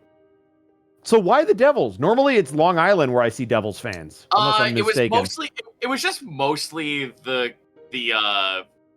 I guess as a kid, it was me and my cousin trying to get into the meta of the players, and like at the time, the Rangers were just really fucking terrible at the point. So we kind of just went, why don't we just do something different and go fucking cheer on Jersey? And then they just became my favorites after a while. I mean, fair enough. It was just Jersey basically needs some us. love. Yeah, well, I mean, like, yeah, that was just basically us. We're like, we go to like Wildwood and Point Pleasant, and we drive on the Garden State Parkway every once in a great while. We know what a Wawa is. Fuck it, let's be Jersey boys for a little bit. So, at this point in my life, I'm like, all right, you know what? I can rep Jersey and I can also rep New York. So either which is fine by me. So if it's in the tri-state area, I can't be upset. Fair enough. Yeah, because you are so close, and people will just drive to Jersey to get their gas and come back. Fuck, you reminded me of something I gotta do tomorrow. Get gas. Yeah, I'm gonna drive down to a Wawa, see if they have the fucking cheese infused pretzels, and get my gas at like $5. Wawa is cheaper. pretty good. I've only had it a couple times because they don't really have them on the West Coast. Yeah, it's mostly an East Coast thing. From I want to say like from Boston all the way down to Florida is basically where you're finding. Because when I go to the East Coast to visit family, Wawa's everywhere. I know of Buc-ee's and I've seen a Buc-ee's in like a picture, but I've never been in one. So I'm I've been curious. to a Buc-ee's all of once, and that was when I was driving down to Austin from Dallas. It's okay. It's just a really fucking like it's a more grocery store Wawa. Vulcan is like Boston is Crumby's territory. They're saying no Wawa. Ah, fair enough. My bad. I'm giving the general. It's not like You can. I'm sure you can find them in Boston, even if that's not what the locals use. Yeah, fair enough. But like, if you like drive out of Boston, it's gonna be like, oh well, now you're just the further you head down towards Tri-State, the more you're gonna find a Wawa. Is Buc-ee's and Wawa like because they're some of them are 24/7? Would you put them on the same level as like a Waffle House, where if you go to the Buc-ee's and it's closed, you need to leave? I would say no. It's more like it's more like there's something wrong with like that. If there is a fucking busy intersection and there's nothing going on, and you end up at a Wawa like late at night while you're on the Garden State Parkway and like it's closed, it's not so much of a big fear. It's more of a like, okay, where's the cryptid? Where's the Bigfoot? What's the problem? Mm-hmm. It's more of a like a little story, a little mystery you have in the back of your head while you go, fuck, now I gotta get somewhere else to get coffee. Zenlita in chat says, "Are Buc-ee's and Wawa the Romeo and Juliet of East Coast convenience stores?" No, Buc-ee's. I'll be real with you. Even as someone like me who really likes Wawa's, Buc-ee's has a lot more going for it because they have like a huge grocery store. Like, you know, like when you go into like a grocery store and there's like a whole, like the whole first section is like the deli section. And it has like a bunch of like early prepped food and shit like that. Mm-hmm. That's what you get at a Buc-ee's. Whereas in a Wawa, it's like you have the deli counter, a lot of snacks, and it's like it's a way higher grade 7-Eleven than it is a grocery store, which is what Buc-ee's is more like. Mm-hmm. By the way, whoever posted about the guy in a video saying that Buc-ee's was pronounced Bussies, that's literally the current goalie for the fucking Canes is named Bussy. Well, listen, I can't find the video anymore, but you haven't spiritually lived the Wawa experience until you found the YouTube video of the one guy who pronounces Wawa where. That's how you have like, water at Wawa. We outside at the where. And it's I'm like, oh fuck me, this gives me life. Also, I think Gaijin is still gone, but Zan, cut us off whenever. Yeah, real quick, yeah. We'll try to be time conscientious for the sake of Gaijin. Yep. Although we do have a bit drop, we've got. Oh man, I'm gonna mess this up. Okadu Thanos is what I'm gonna go with. Thank you for the 100 bits and change. It's my first time catching this live, huh? So you're so close, but yeah. Got it. It's my first time catching this live. Been pretty new to 40K and love watching y'all. Thanks, Okanu Thanos. I was close, Okanu Thanos. I said you were close. I didn't say. Yeah. Also, I said it way cooler. Is that a reference to something that I'm not getting? How do you know that? That can read. But besides that. That was it. Okay, cool. All right, Gaijin, as soon as you get back, let us know, and we'll get back to it. Yeah, I'm gonna go kick Matilda out so she doesn't like get all whiny. Okay. I'm here. I had to close my door, so it's a good bit warm. But I have one of those like washing machines that does a full minute-long song, and it's so fucking loud. Zan, fuck off! Bosco actually got the pronunciation right. Fuck you. Damn. Also, don't tell Zan that. He'll just double down and go like, "No, your name is wrong." No. If someone says I got their name wrong, I'll take it on the chin. Oh, what I missed. I need this, Zan. You don't understand. I fucked them up enough. Bosco's the first one to get it right. I'll fucking take it. What I miss? I've said someone's name right in chat, which never happens. Broken clock is right twice a day. Well, not necessarily. It might only be broken and right once a day if it's military time, because then it wouldn't carry over. True. So, I could be wrong. I guess if it's a digital clock, but correct. But I'm just saying, Zan, I can be wrong way more than you think. Fair. You know, I'll give you that. And lastly, Beanie, formerly ICB, thank you for the 100 bits. I got another 200 bits earlier by bot to restate. The scene with Holt and the Confessor was awesome. Also, praise the Omnissiah and bless the randomizer for dice rolls in Gelt's favor. Indeed. Yep. And All right, Zan, I Zito, guess you if we're all back, take it away. Or wait, for Zito.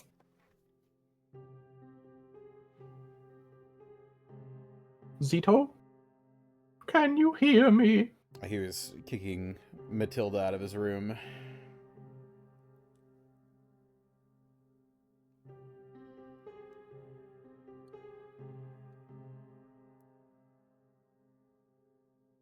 Well, with that, I suppose we'll get back to it and just fill Zito in when they get back. Oh no, Cool, I'm here. sure. I'm sorry. I had to. Okay.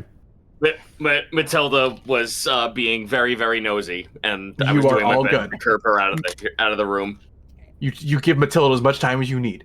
That being said, with that outstanding role play and the decisions that you guys have all made in character, I would like to reward the party as it has been a week of space travel. Lupus, for learning what you have and gaining fellowship or community with the Fool's Gelt, increase your intelligence or fellowship permanently by +1. Ooh. Intelligence or fellowship. That's the Fool's Gelt. Jerichus, for learning I'm more sorry. about the ship and how it works, and also trying to steel yourself against the horrors of what might be there, increase your intelligence or willpower by +1 permanently.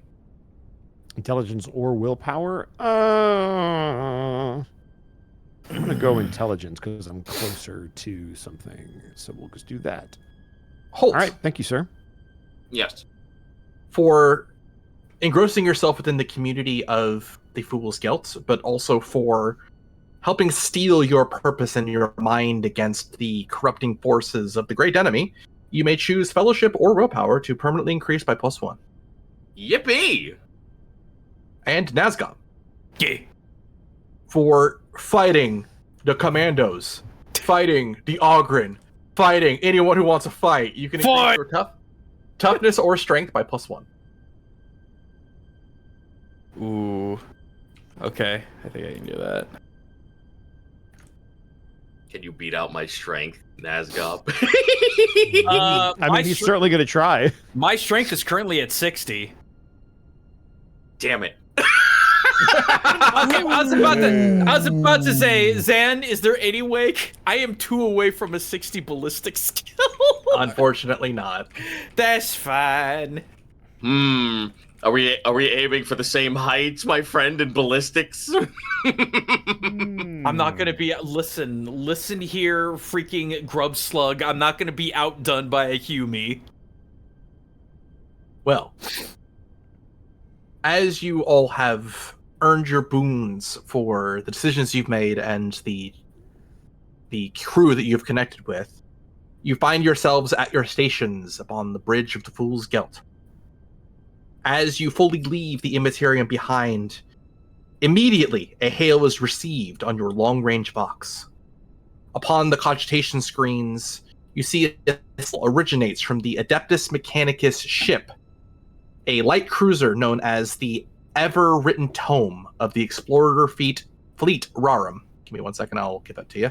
That is a name. Holy cow. There's a full title and what fleet it's attached to. Holy shit. Oh, my There you go. lord.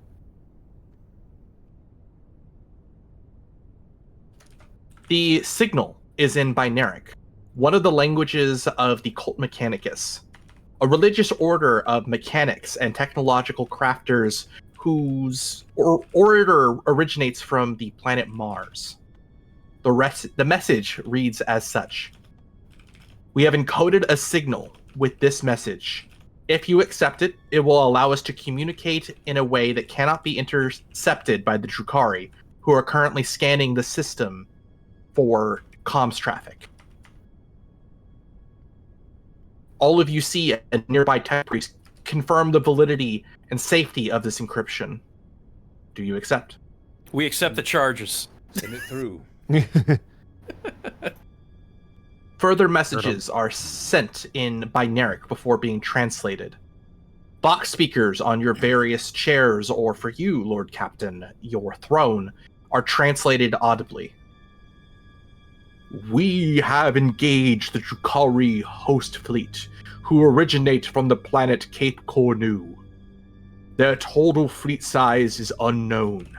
However, we've engaged them and traded a number of... we've engaged them shortly after they traded a number of looted vessels to the Redmaw tribe of the Orcs. We have destroyed 5 of their vessels at the cost of 3 of our frigates. A Cobra-class destroyer called the Steel Talon of Ducasset that belongs to our fleet is still in the system.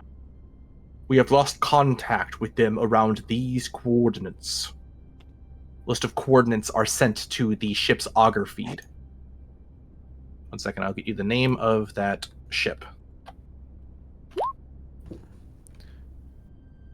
Okay. And it is a Cobra destroyer.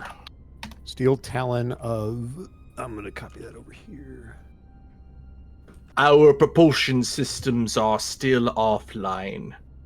The Drukhari cruiser Lamentful Cries is the sole remaining vessel that we are aware of in their fleet.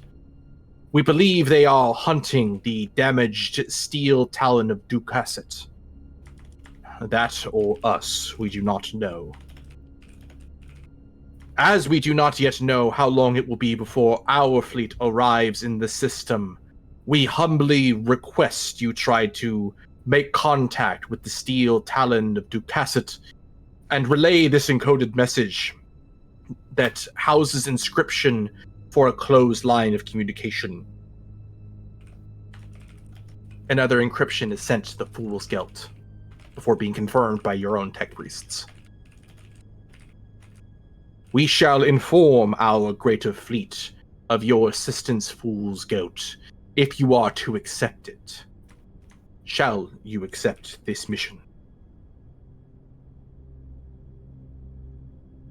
We shall. Understood. Be advised. We also believe that the Drukhari have signaled for reinforcements from one of the nearby Corsair fleets. Caution and speed is advised.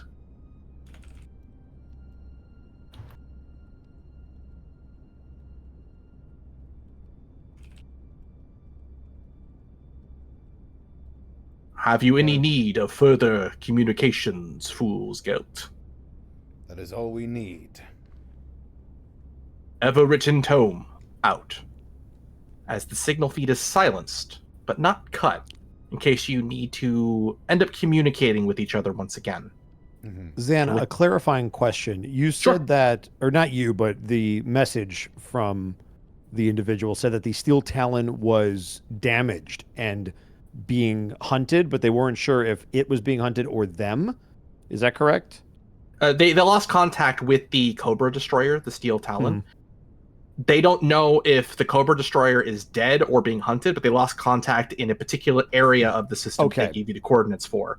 They don't that was know in reference to that ship. Got it. Yeah, they don't know if the Lamentful Cries is still going after the Cobra, or if they are going after the ship that contacted you.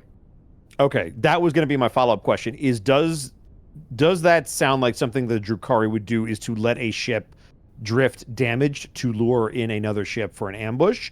Or do they typically finish something off if they're not using it as a trap? Is that something we could know? Unfortunately, every Drukhari is different. What you do know is, according to them, the Mechanicus fleet did a large number to their fleet, and the only ship they know that is still present of the Drukhari is the Lamentful Cries. Got it. So, okay. If there are any other ships, they seem either damaged or this might be the sole ship left for the Drukhari. Got it. Which means they'll probably be more defensive than aggressive. Makes perfect sense.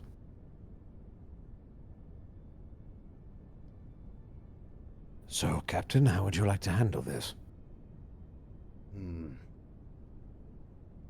Well, with that, if you are going to try and scan the area for this Cobra destroyer, which seems to be your only lead as of present, please give me an active augury test. I will do so. Ooh. We know now that they've already signaled for reinforcements, so we got to do this like immediately. Correct. So let's fucking go. Augur array. What did you say this was? This would be an active augury test. Active augury test. And as I'm assuming you're sporting the fancy coin, Oh, absolutely. you get a +10 to this. Active augury. Ah, there we go.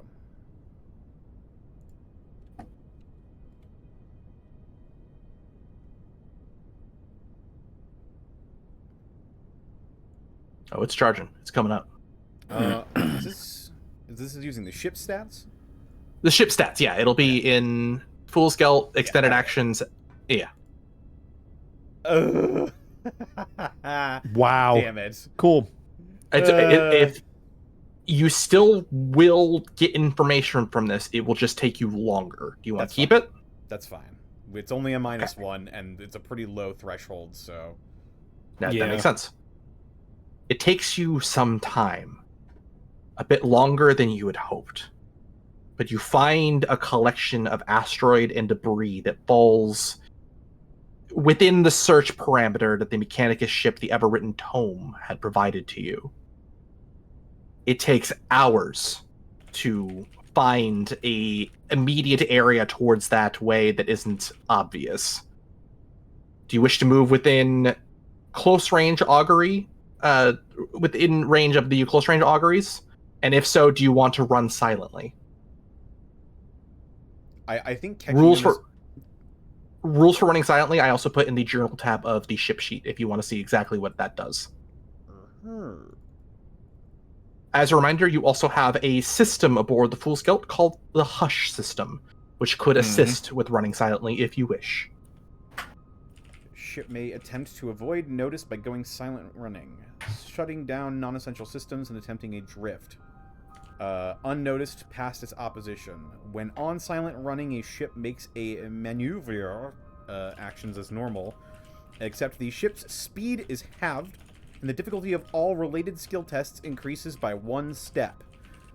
The default maneuver action requires an ordinary +10 pilot Spacecraft, yeah, just extending this window.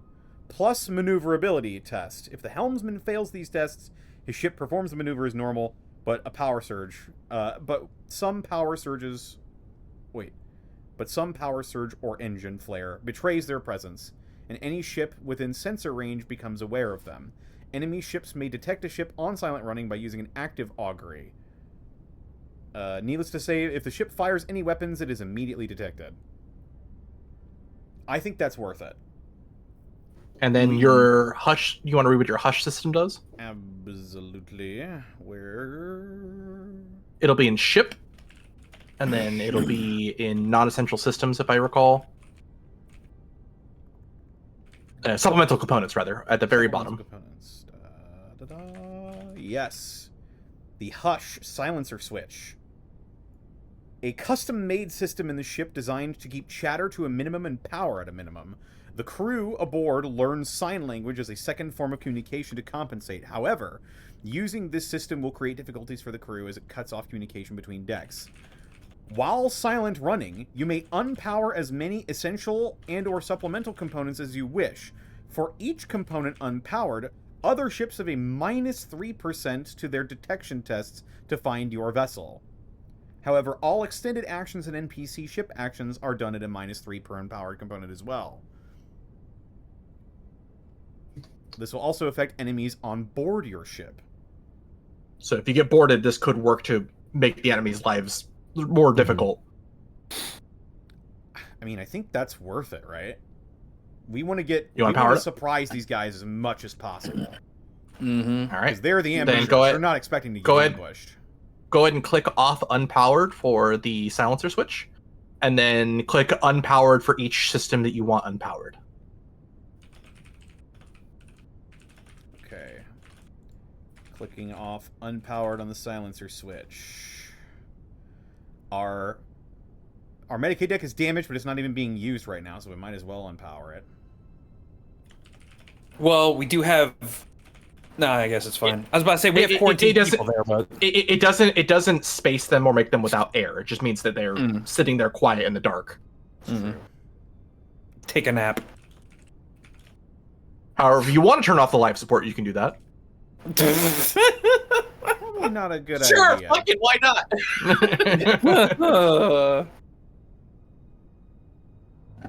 All right, let's see here.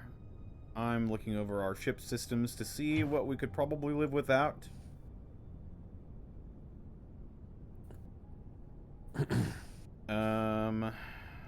Gellerfield and warp engine also make sense because you're not going to the warp. That's hopefully. unless we fucking are walking into a trap ourselves, in which case we're fucked. Well, but I was about to say if those systems are unoperated, unpowered, that words. Ha. Would that create a larger amount of difficulty to either A, have them locate those portions of the ship since they aren't currently powered, and then B, if they do board, would they have difficulty traversing those parts of the ships? You are correct on both accounts, Gaijin. Okay. So yeah, no, I'd say because we need that warp engine and Gellerfield. So if we're not using it, I'd just say cut it off straight up. all right, I'll unpower the Markov II warp engine and our Gellerfields. And I assume you want to keep your weapons and shields ready just in case. Yes. Definitely keep those on. So right now, our teleportum is also unpowered. I mean, that would it's unpowered by default. Oh, I suppose when it's powered, that's when the teleportation actually happens. Yes. Correct. Okay. I think that's all we can really. Well, you have the Arboretum and the Clankin as well. But It'll be a bit uncomfortable, but it'll be quiet. Yeah, they can probably stand to be a little bit uncomfortable. I'll unpower the Clankin quarters as well. All right. You also have a cargo hold, which doesn't have anything In it. that's yeah. All right. So in total, unless there's And the anything Arboretum. else- I already unpowered the Arboretum. Oh, fair enough. That's gonna be 3, 6, 9, 12, 15, 18, 21. 21%. That's a minus 21% to detect you. But also a minus 21, not percent, a minus 21 to any ship actions that require your communication. Indeed. All right. How fast would it take to power system? It is a. Let me see. It depends on if it is a supplemental component or a necessary or essential component. Essential components will require a full round of combat. Supplementals will require you could just do one for free per round of combat. Okay.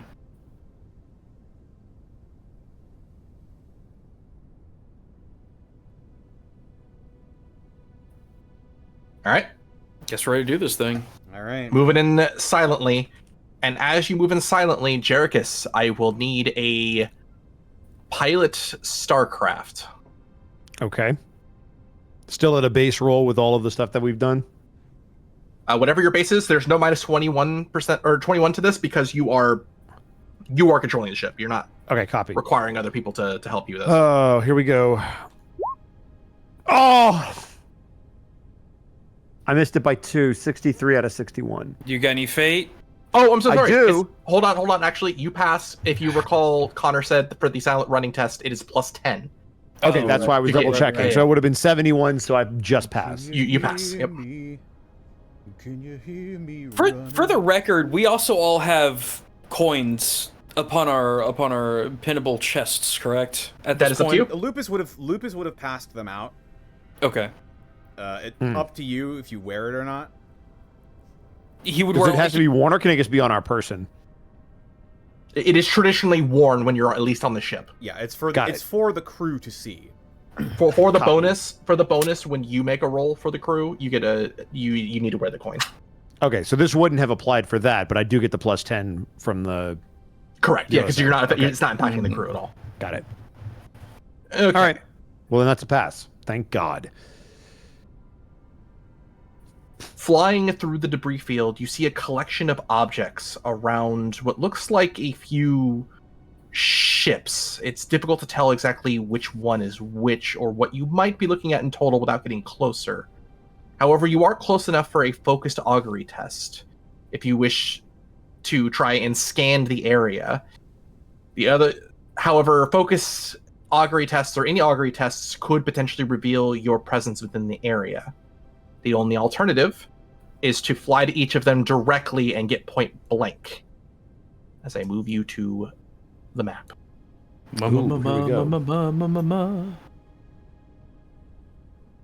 There's so much here. Holy shit.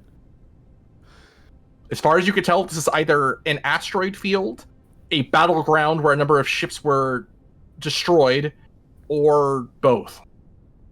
Okay. I'd So an honestly- augury check would be to scan generally the area, or are we honing in on something specific like the ship we're looking for? An augury scan would you can choose. You can ping one thing in particular, try and identify it. Each time you ping one thing, I get to try and test to see if anything sees you. Or you can generally scan, and something gets a test with a rather large bonus to see you. Or you can sail to a particular area or object to point blank kind of look at it and see what it is. It is up to you. My vote However, would be yeah. Time is clicking as it has taken more hours than expected to get here. All right. Then I say we scan individual targets because it gives us the lowest profile if I'm understanding how we will be tested against. Yeah. Well, no, the lowest profile would be to fly up next to it, but that depends on how much time we want to actually spend doing that. I think we can do both because we're drifting through space right now. So the stuff that's closer to us. Also, if we go right up to the thing we find and it's the Drukhari vessel, they're gonna see us. They're gonna turn around and be like, "Huh?" I mean, then we How'd open this guy fire. sneak up on us. However, if you do go approach something that is ready to board you, that is a separate option or separate difficulty. Man, they gotta be on their toes and paranoid if they're ready to board out of nowhere. I mean, the only nearby planet they have control over, so they're probably pretty. I mean, they also just did suffer a bunch of defeats, and they called for reinforcements, so Yeah. they might be a which little are bit probably on not edge. here yet. Let's scan the individual ones. All right. All right. Which one would you like to scan? That is what I'm thinking about. What was our scanner range? Anything within inside the box you can scan without penalty. Anything outside the box you can try to scan, but it's done at a -20. Right. Now it's just a matter of deciphering where Zan might have placed this. I will say it's in a set location, so Zan specifically.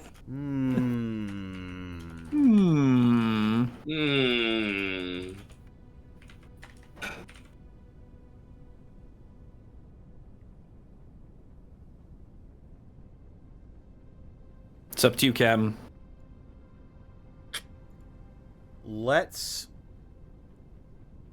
I've got a good feeling about this guy right here. Right there. I'm pinging. Oh.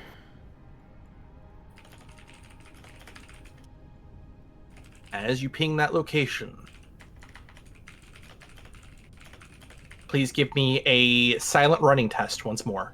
And are you staying still? Staying still will give you an additional give the enemy additional -10 to detecting you.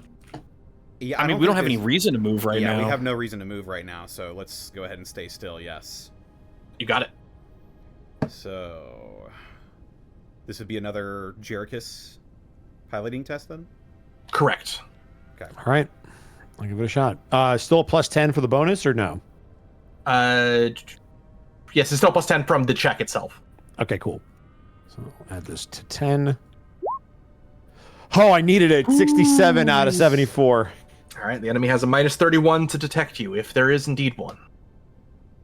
With that in mind, you scan the area or that particular section of space, and you find an asteroid. devoid of any resources that you can gain from it. My good feeling. Damn. Tatters. As you take 10 minutes, which is 1 round in combat.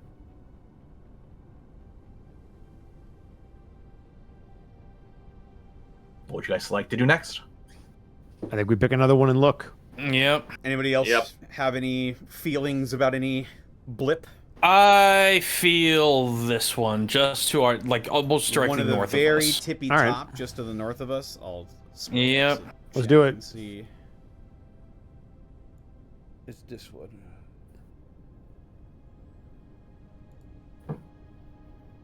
Check in. Mega Man, download. All right, I need a augury. Focused augury. Yeah. Focus.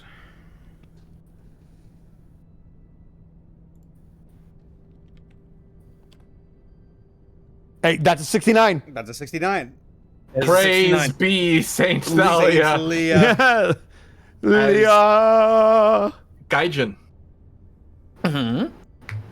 you are correct. Oh! Let's go! Good shit, Gaijin. Way. Don't ever tell What a no. call this shot, I like will Babe never Ruth. doubt you again. That's right. Never question me again. You find the steel talon of Ducasset. Oh! She seems to be almost entirely spaced, but intact.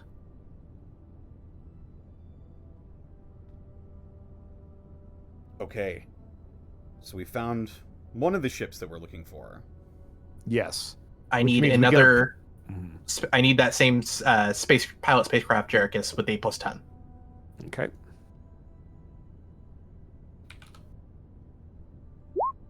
Oh, 82.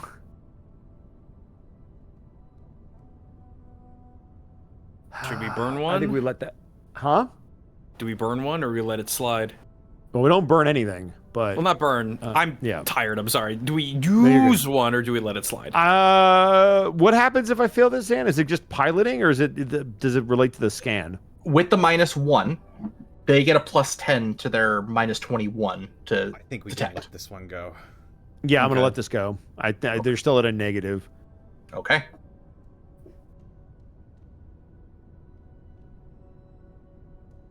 Nothing seems to happen. Whoo! Keep it going. Are we able to make in that direction? Because it's directly ahead of us, but we're basically just floating. You're currently still. As if you click on their token, you also see how much health they have. In addition, their Ooh, movement speed and heading. Yeah. Yeah, they're completely know, gone. If that's where our allied vessel is, right here, Mm-hmm. and we don't They find can't be anything, too far. we don't. Yeah, I'm willing to bet, if I know Drukari, that they're eyeing this vessel because it's not completely destroyed either. No, I think they're using it as bait. You know it is completely hold. There might still be life inside, but it will take days to repair it.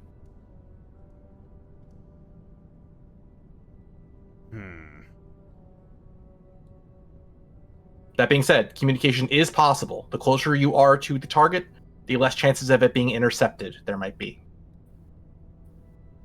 We currently have the engines off. If we were to turn them on, we would definitely be more of a target to be seen, correct? Because we'd be leaving a... Your engines are still trail. on. You haven't. You turned off your warp engines. Your plasma drives are okay. still active.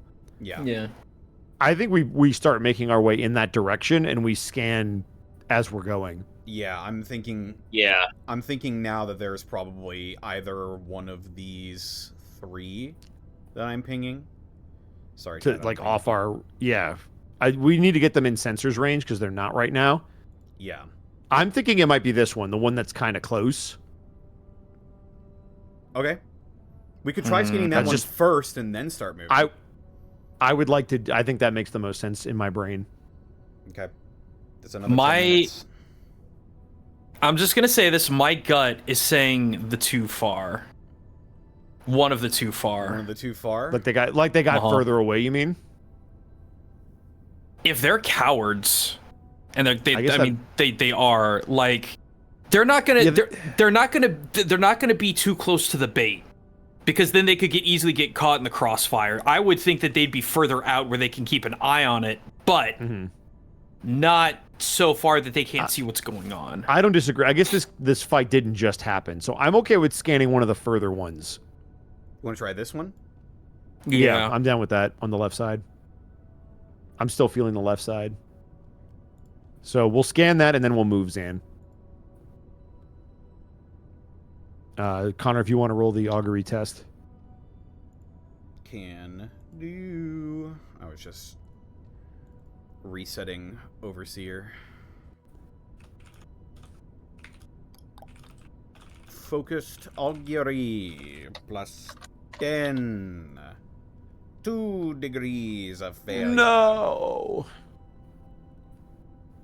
To your scans, as it is a little muddy with that -2, it is a space hulk of some kind. Space hulk meaning a ship that cannot be restored without being brought back to a station or a factory. Okay, whether so whether it is Xenos or Imperial, you do not know. That's fine because that's not the threat. So we at least know that. So next we'll try the one on the far right. On the and far we're right, also yeah. getting closer this time. You're gonna be moving. Correct. Yeah. I If would you're, be surprised. if you're silent running, your speed is halved, rounded up. Okay. So, So what's 3, our speed right now? So yeah. So I think because 6 is our total, right? So it'd be 3, 5 is your total. Okay, so then 3. So 3. So 3 directly in 2, front of us. 3. 3. Give me 1 second. 1.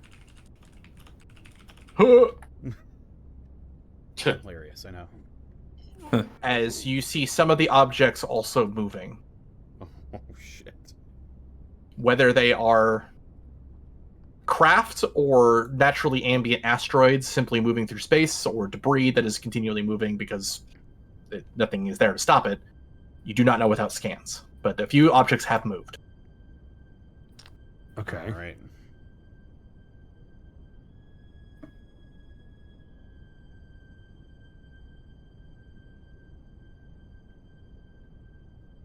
Okay, so Do you want to ping that one? This one? right here. Yep. Upper Scan the right one that- corner. Yep. Oh, how I'll did you keep do the that? Mark for you. If you hold down the B and you move, it'll highlight where your cursor is. So you can just kind of Oh, pull stuff. shit! Oh, Yeah. damn. Yep. Well, I'll Okay. be a son of a bitch. Yep. Don't worry. I just learned that too with Zan in one of our other Warhammer games. So yeah, if you hold down the B button, you can point at stuff. You have to That's move, crazy. but it'll show where your cursor is. I need another Awesome. augury test. Okay. Augury. You got this, Connor. Augury.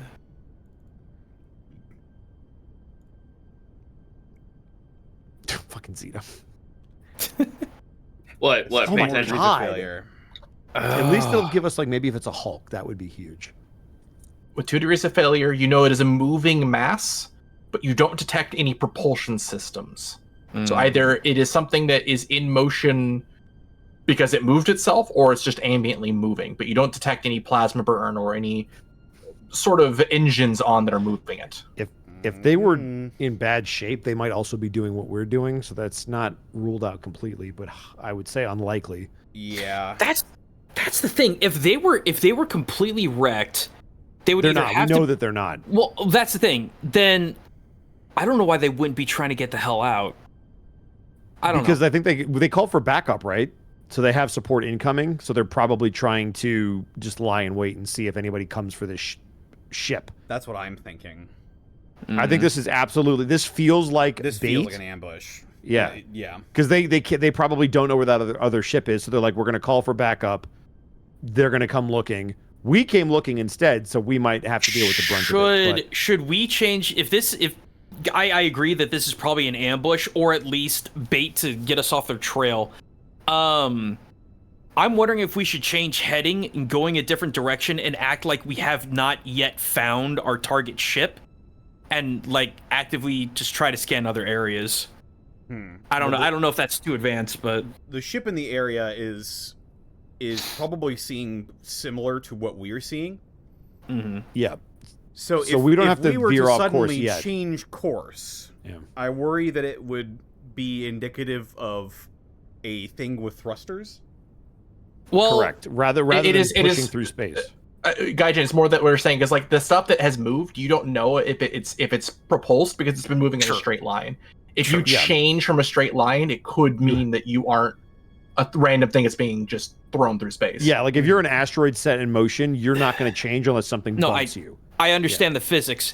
My wonder though is that Zan, did we come into real space at this point? No, you floated in while running silently when you got to this area. Oh, okay. My one concern was if they knew that we had come into real space at this point, then they may already catch us out anyway. But No, okay. you've been drifting for hours now. Oh, okay. Okay, never mind. Carry on. No, it's a good point, but this is the parameters of what we're dealing with. It's right.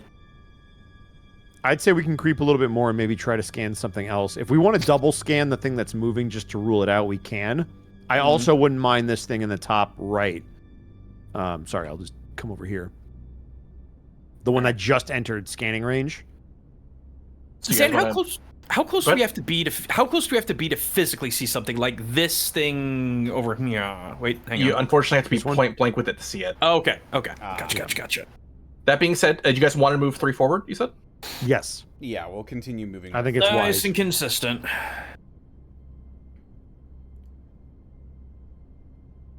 Do we want to continue scanning around this ship, or do we want to try and branch off and scan something else?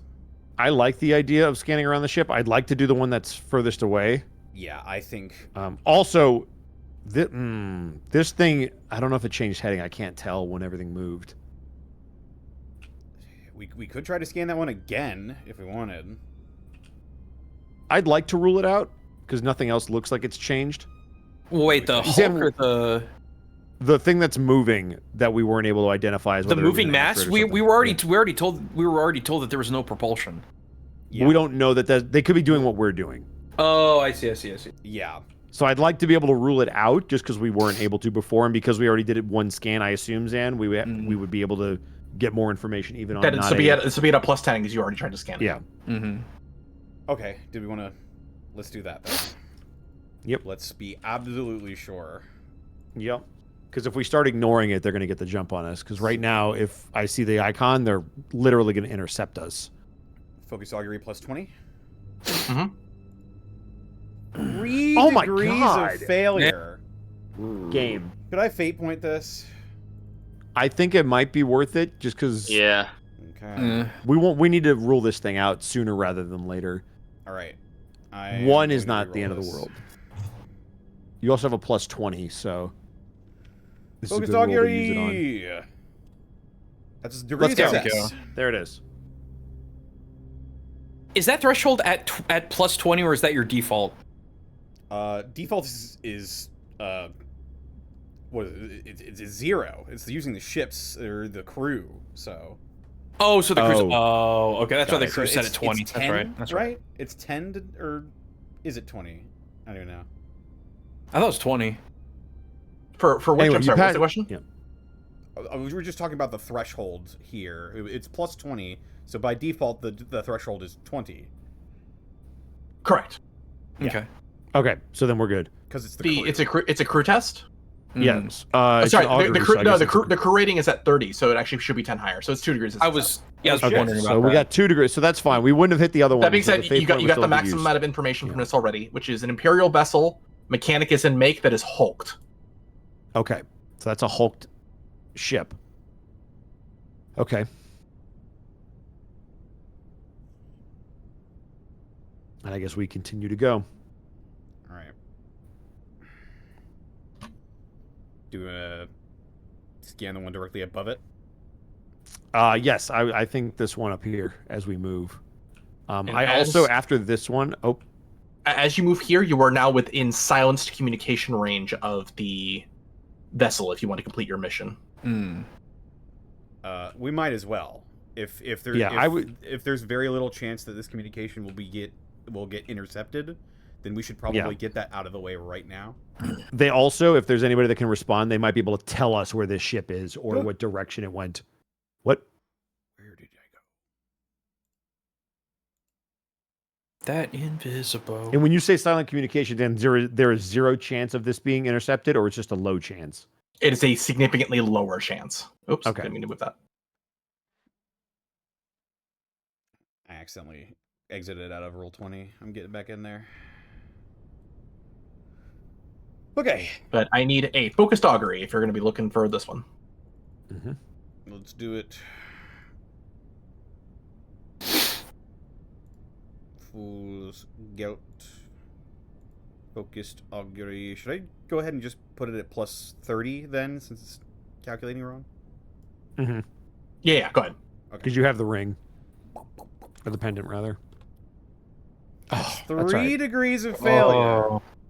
That's all right. Maybe we'll get something. Ugh. Do I want to spend my last fate point on this? I mean, what You else would could. you spend? What else would you spend it on for this particular session? Because we're gonna get it back next That's a session. fair I have point, one. yeah. I have one more I can throw I out don't know too. if we're doing combat this session. Yeah, we'd find out the hard way. I have one more to throw away. I have Will you allow 2. that? So Yeah, I'll, it's for the ship. So yeah, all you can spend. Okay. Okay. All right. If Zito's going to spend, I'd say go for it. All right. Let's try this again. just bear in mind, I got 2 to work with. Zito, let's go. Good call. Part of the ship, part of the crew. Didn't That's I a also 21. Didn't also one of mine give Bosco a critical success? Yes. Yeah, Yes, give me yes. a 1. It's amazing. And this one is a 2. You see You're- scans immediately, warnings of a significant lethal weapon, as you see a Mechanicus atomic mine. Oh. Okay. Good to know. Oh, Jesus. You then begin to get slight alerts that there are other irradiated objects in the immediate area, but without doing a wideband scan, you do not know which. Okay. Good to know. So don't approach those. Any of them. I'm kind of really glad. Does anyone have any knowledge about how far away we need to be for those to activate? Would the weapon master know that? we have members of the Mechanicus on here that might be familiar with the make of these atomic bombs. Because You also you don't need to, because you rolled 2 degrees of success on the augury. You know that they are a total of blast 4. Once you get within that area, they go off. Oh, Jesus. okay. Wow. Yeah, maybe we should leave that there so we know not to go into the danger zone. And we know this unidentified mass is probably not a bomb then, because it would have gone off otherwise. Mm-hmm. Correct, because we were within 4. We were within 4 of it. This one we're not going to pass close enough, so we're fine. Although, since we're in silent communication range, on top of what we just did, I would recommend we try to reach out to the ship. Because, again, they might have more sensory information than we have, even if they can't use it. Yeah. All right, I mean, communicate. Yeah, I'd be good with that. yeah. Let's do it. Give me a focused augury test with a plus 20. Is it an Imperium vessel? Ooh, here we go. God damn! You better let me fucking do this shit, guys. Oh my God. Connor, take mine. Okay. A fate point. Better watch out. Better watch out. Better watch out. Better watch out. Better watch out. You better Roll watch 20, get your out. shit 4 together. degrees of Oh my failure. god. Making a list. Checking it twice. As Never find out. you contact the steel talon of Dekuset, there seems to be no signal at first until something bounces back. It goes not to your ship, but past it. Immediate augury scans show that the signal is Xenos in origin, likely a trap left behind from the Drukhari aboard the ship. And equally sudden, a radar ping indicates an enemy vessel appearing with its weapons readied and shields primed. a vessel that is behind you and moving extremely fast with their weapons drawn and ready to fight. And there's Lupus, the trap. would you like to say anything to your crew before launching into a fight?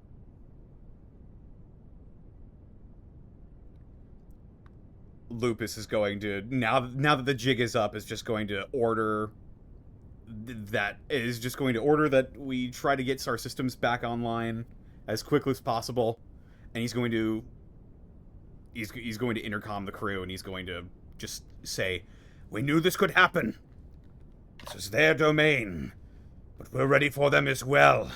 Fight like hell!" And for the sake of timing, for tonight, that is where we're going to call it. Yeah, I should have given you my last fate point. Well, wait, no, I couldn't double down. You can't use it on the same roll more than once. You can't do it by more rule. than once. Yeah, that's what I figured. That's what I figured. But were we able to identify the ship, or is it just we know there's a ship here, but we don't know where? It scanned you. We know you it's behind you. You see that it is, in fact, the Lamentful Cries. Rat bastards. Dang, so it was all the way down there? We had the complete wrong idea. Mm-hmm. Oh, jeez. They can also move quietly, but in a way that you cannot detect them unless you make an active scan. Yeah. See, I figured they would be far out. I didn't expect them to be that far out. They were moving towards you. had You just couldn't see them without an active scan. Oh, so they knew we were there already. Mm-hmm. You went from 0 to 3 on your speed. Yeah. That's what I was worried about. Yeah, That's what I was worried about. What I was worried about as well. But to be fair, we knew this was probably going to be a trap. They did exactly what we thought they were going to do. Here's the thing, though. Unless they have breakneck fucking speed, we may have 2 rounds of combat to get systems online. Fucking Goku instant transmission noise. It's right next to us. So, Monkai. Teleports behind you. Nothing personnel. Well, thank you, crew, for jumping in. Yeah. Thank you, Gaijin, for being a soldier. Yeah. Oh, my goodness. I got the big EP. Next time on Fool's Gelt, we are going to be throwing down with the Lamentful Cries who got the drop on us. But we're not going to let that get to us. But for now... They don't... Oh, yeah, they really don't know who they've messed with, though. No, they don't know that we have disruption bombs and funny torpedoes and a group of commandos ready to jump on their ship. Oh, yeah. They don't know that they're about to fight the ship equivalent of Moon Knight.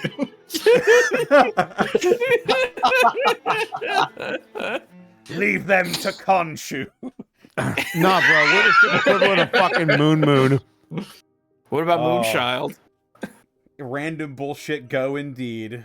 Well, thanks for stopping by, everybody. This has been an incredibly fun episode. A lot of role playing, lot of slow, low key build up. But I am very much enjoying where this is going, and I'm really excited to get into space combat again next week. Well, not next week. In 2 weeks. That's right. Indeed.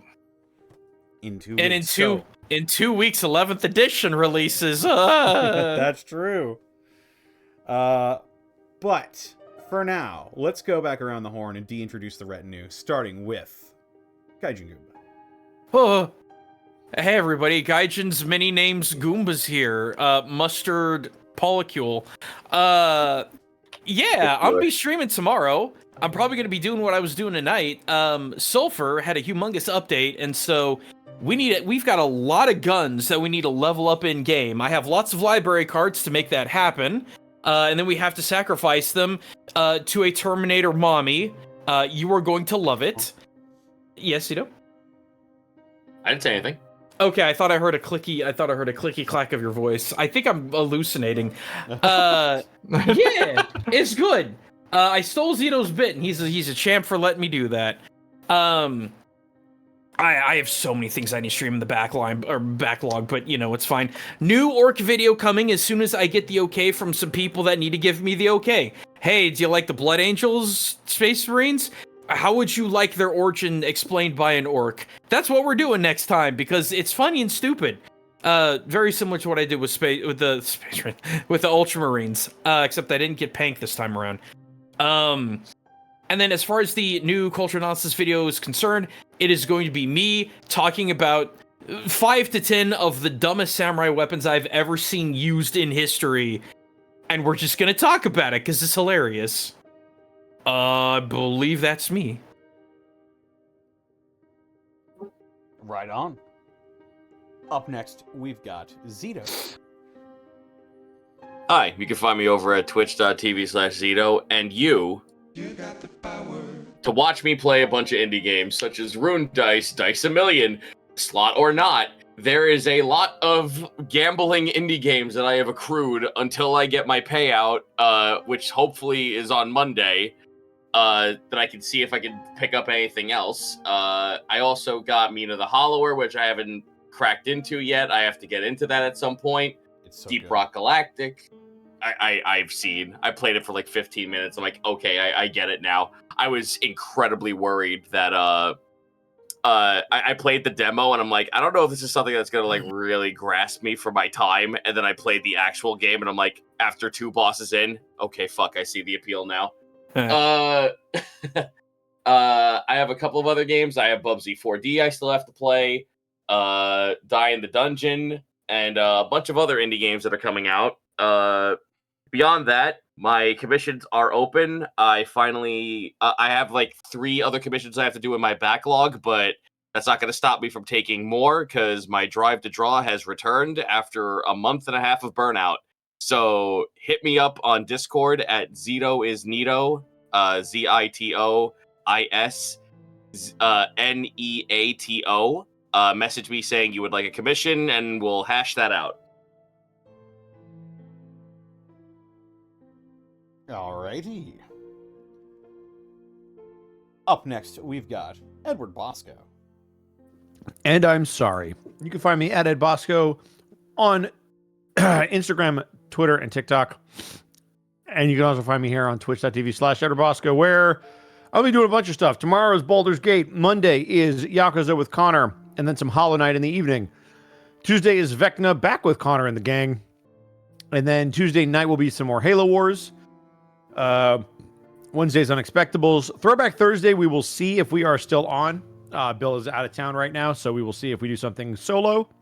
Friday will be an off day for me because Sunday, not this Sunday, but next Sunday, will be a pay-per-view for MNW, Breakdown 18, if you ever wanted to come check out my wrestling show. That's a big one.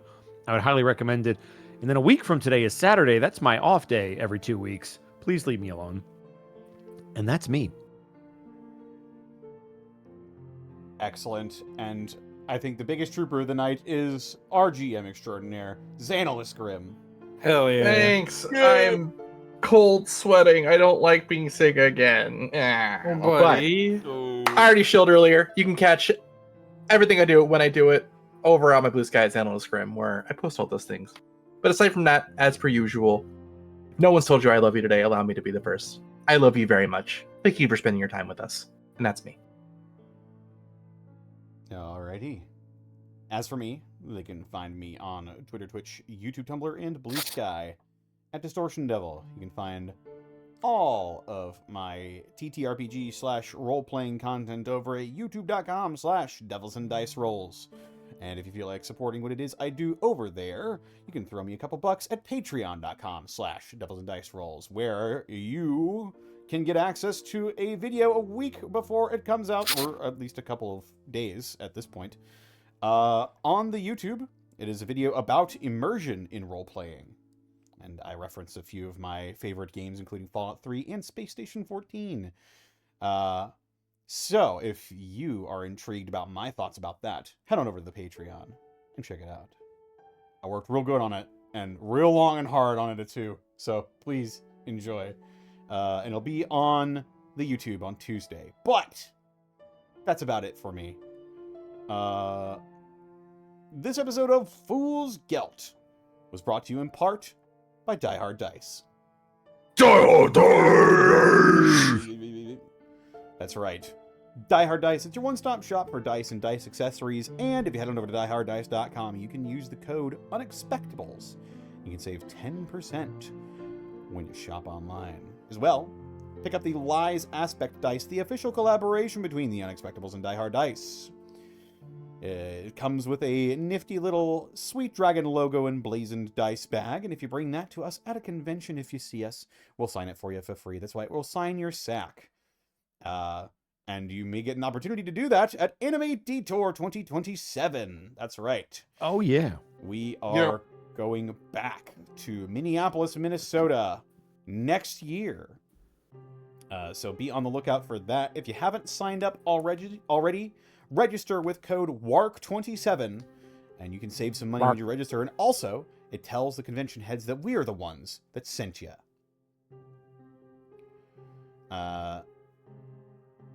Yes. Also, one last shout out to Spawns of the Mindrender. Yeah. Bones! That's right. Spawns of the Mindrender is a massive 600-page dark fantasy campaign for D&D 5e and 2024 rules for levels 11 through 15. Explore giant ruins, command war machines, survive brutal battlefields, and uncover far realm horrors that twist reality itself. Featuring 24 new subclasses, 50 original monsters, tactical warfare mechanics, stunning hand-drawn maps, and a full VTT support. This is a sandbox epic where every alliance and decision shapes the fate of a nation descending into madness. Hell yeah. Yes. Yes. The Kickstarter, I believe, is I believe it is over at this point. I think last week we said that it was getting ready to end. But again, huge shout out to the people over at Spawns of the Mindrender for reaching out to us. And the Spawns of the Mindrender and their other books all look incredible. So be sure to check them out. And of course, we couldn't do this week in, week out without bits and subs from viewers like you. Bitch and Off on these.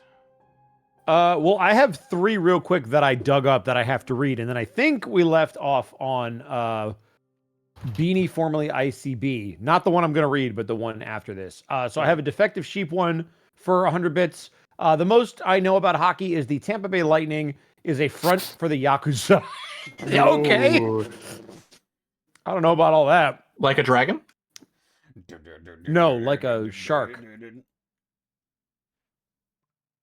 We've got Doug, thank you for the 100 bits. With the scene that happened with Holt and Jerichus, I'm curious, who's going to pull the equivalent of the Void card? My teeth are on Nazgob. Hey. And then this is the other one. Beanie, formerly ICB, had 200 bits. Also, more bits for the rather wonderful scene with Holt and the Confessor Zan. Think you nailed the children's version for newcomers better than GW has. Also, praise the Omnisaya for better calculated dice rolls for Fool's Gelt. And those were the 3 that I missed. And now Connor, I believe ICB was also the one I left off on. Real quick on that bit drop. Yeah. Real quick on that note, did there across the Imperium canonically, it is not fully known about the Horus Heresy unless you are delved into that sort of part of the history in 40k. It is mostly swept under the rug. There are 2 missing Primarchs. So what is commonly taught from what I've read in the canon is that the Emperor had 9 angels, which were the Primarchs, and the enemy had 9 Great Devils. And that's it. That's all people know. Which is what I tried to convey. Amazing. Yes, that's the layman's version of the tale of the Emperor.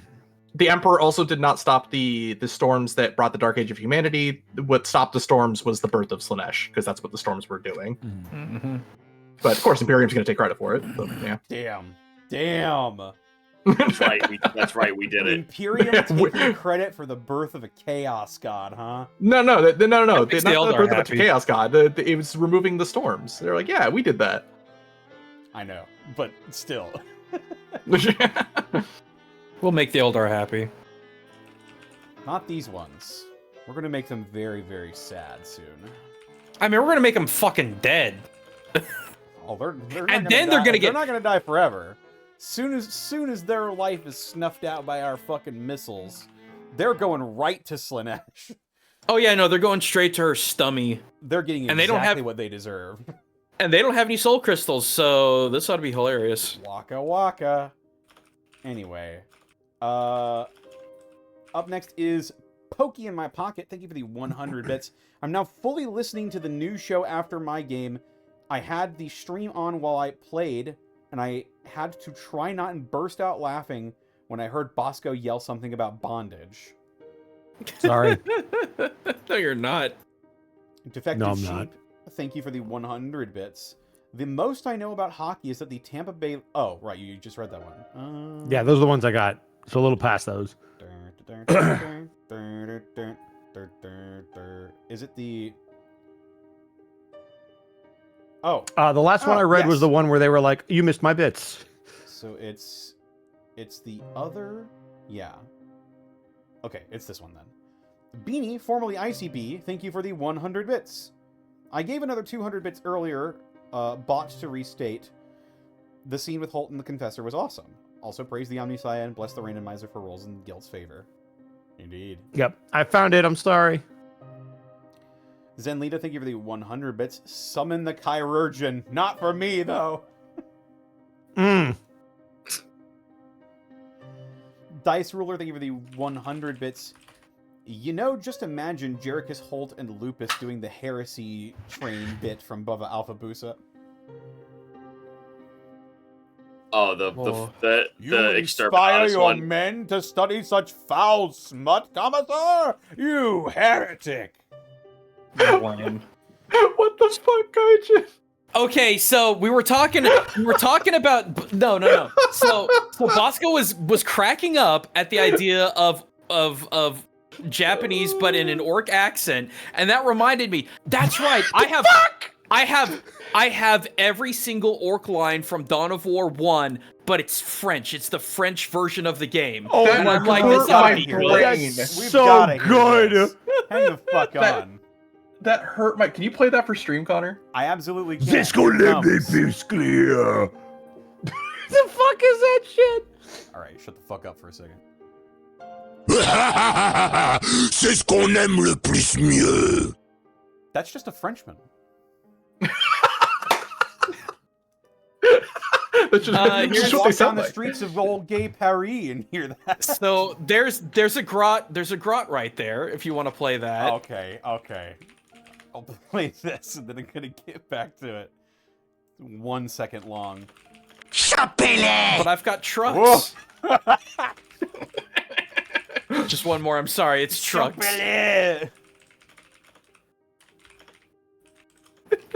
le truc qui va le plus vite. Those are the death bikes probably. Oh The no, trucks. that was the truck. Ah, I see. Truck. Well, I'm terrified now. Where was the fuck was I? Dice Ruler, think of the additional 100 bits. The Fool's Gelt. Let's teleport into their ship and blow it up. Yeah. I don't want to be I on mean- the inside of a Drukari ship, thanks. Danny Boy, thank you for the 50 bits. Loved tonight. Just for fun to sow some chaos. The Blood Angels are Twilight vampires. The Night Lords are Nosferatu vampires. The Raven Guard are Dracula vampires. The Space Wolves are Twilight werewolves. Yes, I know that Sangi's boys changed quite a bit once he showed up, and even more so when he died. It's true. It was a pretty lamentable event. No, they're not lamenters. They are. No, that's crazy. They literally have a second founding chapter called the Lamenters. That's silly. That wouldn't be a thing. What the fuck? But you play with one in Deathwatch. Let's go. What? Who's a lamenter? That's crazy. I don't. Tuez-les tous. Oh, I don't pay attention to them. True. Wow.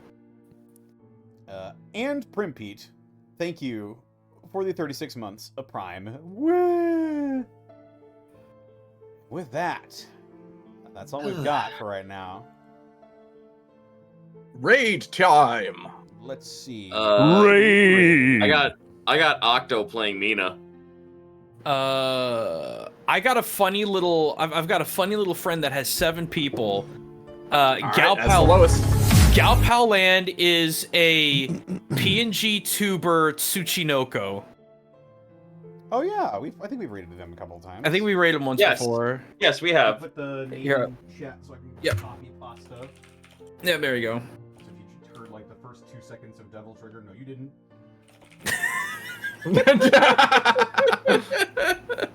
Bloody channel trailer. What should our raid message be? What should our raid message be? Zito, go. What? Raid Me? message.